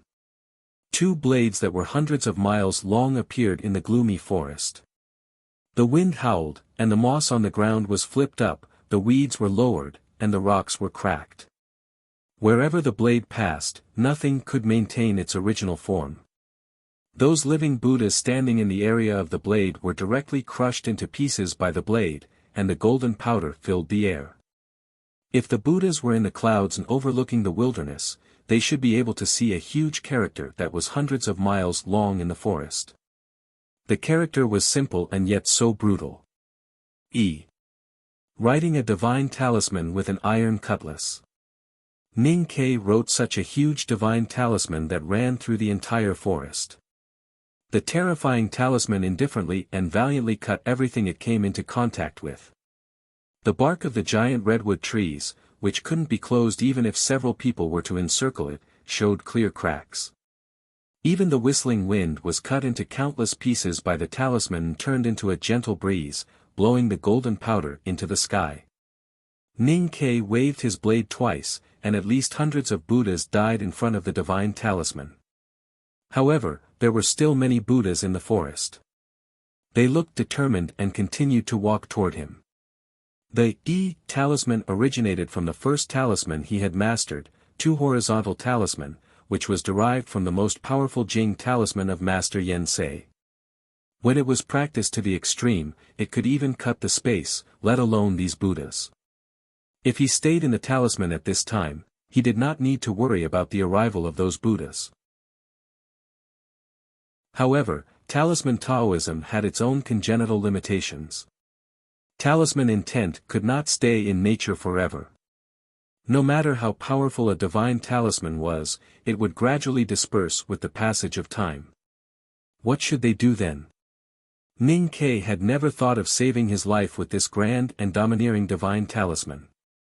He said that he would fight with these Buddhas again, so he could only attack. A clear roar rose from the ground into the sky and spread into the depths of the forest. It was as if heaven and earth were excited by this proud and ruthless roar. The dark forest suddenly brightened up. With the roar, Ning Ke stomped heavily on the ground with his right foot. Deep cracks appeared on the ground within dozens of feet.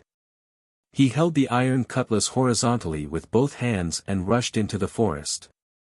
The two sharp talisman intents that ran through the forest also began to move slowly and unstoppably toward the east as he swept forward and the iron cutlass horizontally. Talisman Taoism was essentially different from other cultivation methods. Talisman Taoism needed to explain its meaning to nature and then mobilized the qi of heaven and earth. Talisman Master's communication with nature was a request. In a sense, it was a passive behavior. Only in this way could a talisman master mobilize so much qi of heaven and earth. No talisman master could move with his talisman intent, because human beings could not have so much psyche power, and the real heaven and earth could not obey the orders of humble human beings. Ning Ke did it today, which had never happened in the history of human cultivation. The two sharp talisman intents were hundreds of miles long and ran through the whole forest. As Ning Ke moved forward with his cutlass horizontally, they turned into two invisible sharp giant cutlasses. Before the cutlass, everything in its way would be destroyed. Death's scythe was harvesting in the wheat field. How could wheat stalks escape? There were countless Buddhas in the forest. Some were tall, some were fat, and some were thin. Wherever the cutlass passed, some heads were cut off, some bodies were cut off, some skulls were cut off, and some legs were cut off. Countless Buddhas were bleeding and fell down. Golden blood flowed out of the bodies of those Buddhas and was cut into the finest pieces by the talisman intent. Then it turned into golden powder and floated in the forest. The dark world had long been bright. The Buddha's light was extremely bright. Ning-Ke had suffered many injuries after fleeing for so many days. He was tired and haggard, and his face was a little pale. At this time, under the illumination of the Buddha's light, his face became even whiter. He squinted, lowered his head, and continued to rush forward with his cutlass horizontally. There was no trace of fear on his face. If he still carried Sang Sang on his back, even if he held the big black umbrella, Sang Sang would be killed by the Buddha's light. But now he only carried Sang Sang's body, and Sang Sang was in his body. There was the sound of water coming from the east of the forest. He rushed in that direction. In front of the iron cutlass, the majestic divine talisman of Yi also moved forward. Countless tree barks and golden Buddha's blood splashed into the air. Countless Buddhas fell to the ground. There were no screams or whines in the forest, but only the chanting of sutras full of compassion. Those chanting would often stop abruptly, which meant that the Buddha had died under the invisible cutlass. Ning-Ke kept running with his head lowered. He did not know how long he had been running until he felt that his hands holding the iron cutlass began to tremble and his breathing became rapid again. The sound of water murmuring was very quiet and gentle. A big river appeared in front of him. He rushed out of the forest with Sang Sang on his back. He looked back and saw that the forest was full of golden light. Then, starting from the far west, redwood trees fell one after another. The earth shook, and countless smoke and dust rose. Those redwood trees were all cut by the talisman. But the talisman was so sharp that the giant trees did not fall. Until one tree fell, and then all the other trees were shaken down. The redwood trees were very tall, straight into the clouds. The shortest one was hundreds of feet high. As these giant trees fell, smoke and dust filled the air and rose to the sky. In the midst of it, there was a faint cry of the goshawk. These goshawks built their nests on the top of the redwood trees. Now they could only fly to other places. The forest with a radius of hundreds of miles was just flattened. Countless giant trees stacked together, smashing the wet ground into a mess. As for the Buddhas in the forest, they were not lucky enough to survive. 3,333 Buddhas died in the forest. Thank you, everyone. This chapter is 2,000 words. Please continue to write. Please vote enthusiastically and let us sit in the first place. To be continued. If you like this work, please come to Chidian.com to vote for me. Your support is my biggest motivation. You're tuning into the Han Lee's Wuxia Chronicles YouTube channel. We're so grateful for your support and don't forget to subscribe to join us on this incredible journey through captivating stories. Your generosity through donations truly makes a world of difference, as it's the primary source of revenue that allows me to expand and enhance this channel for you. Thank you from the bottom of my heart for being a part of this adventure.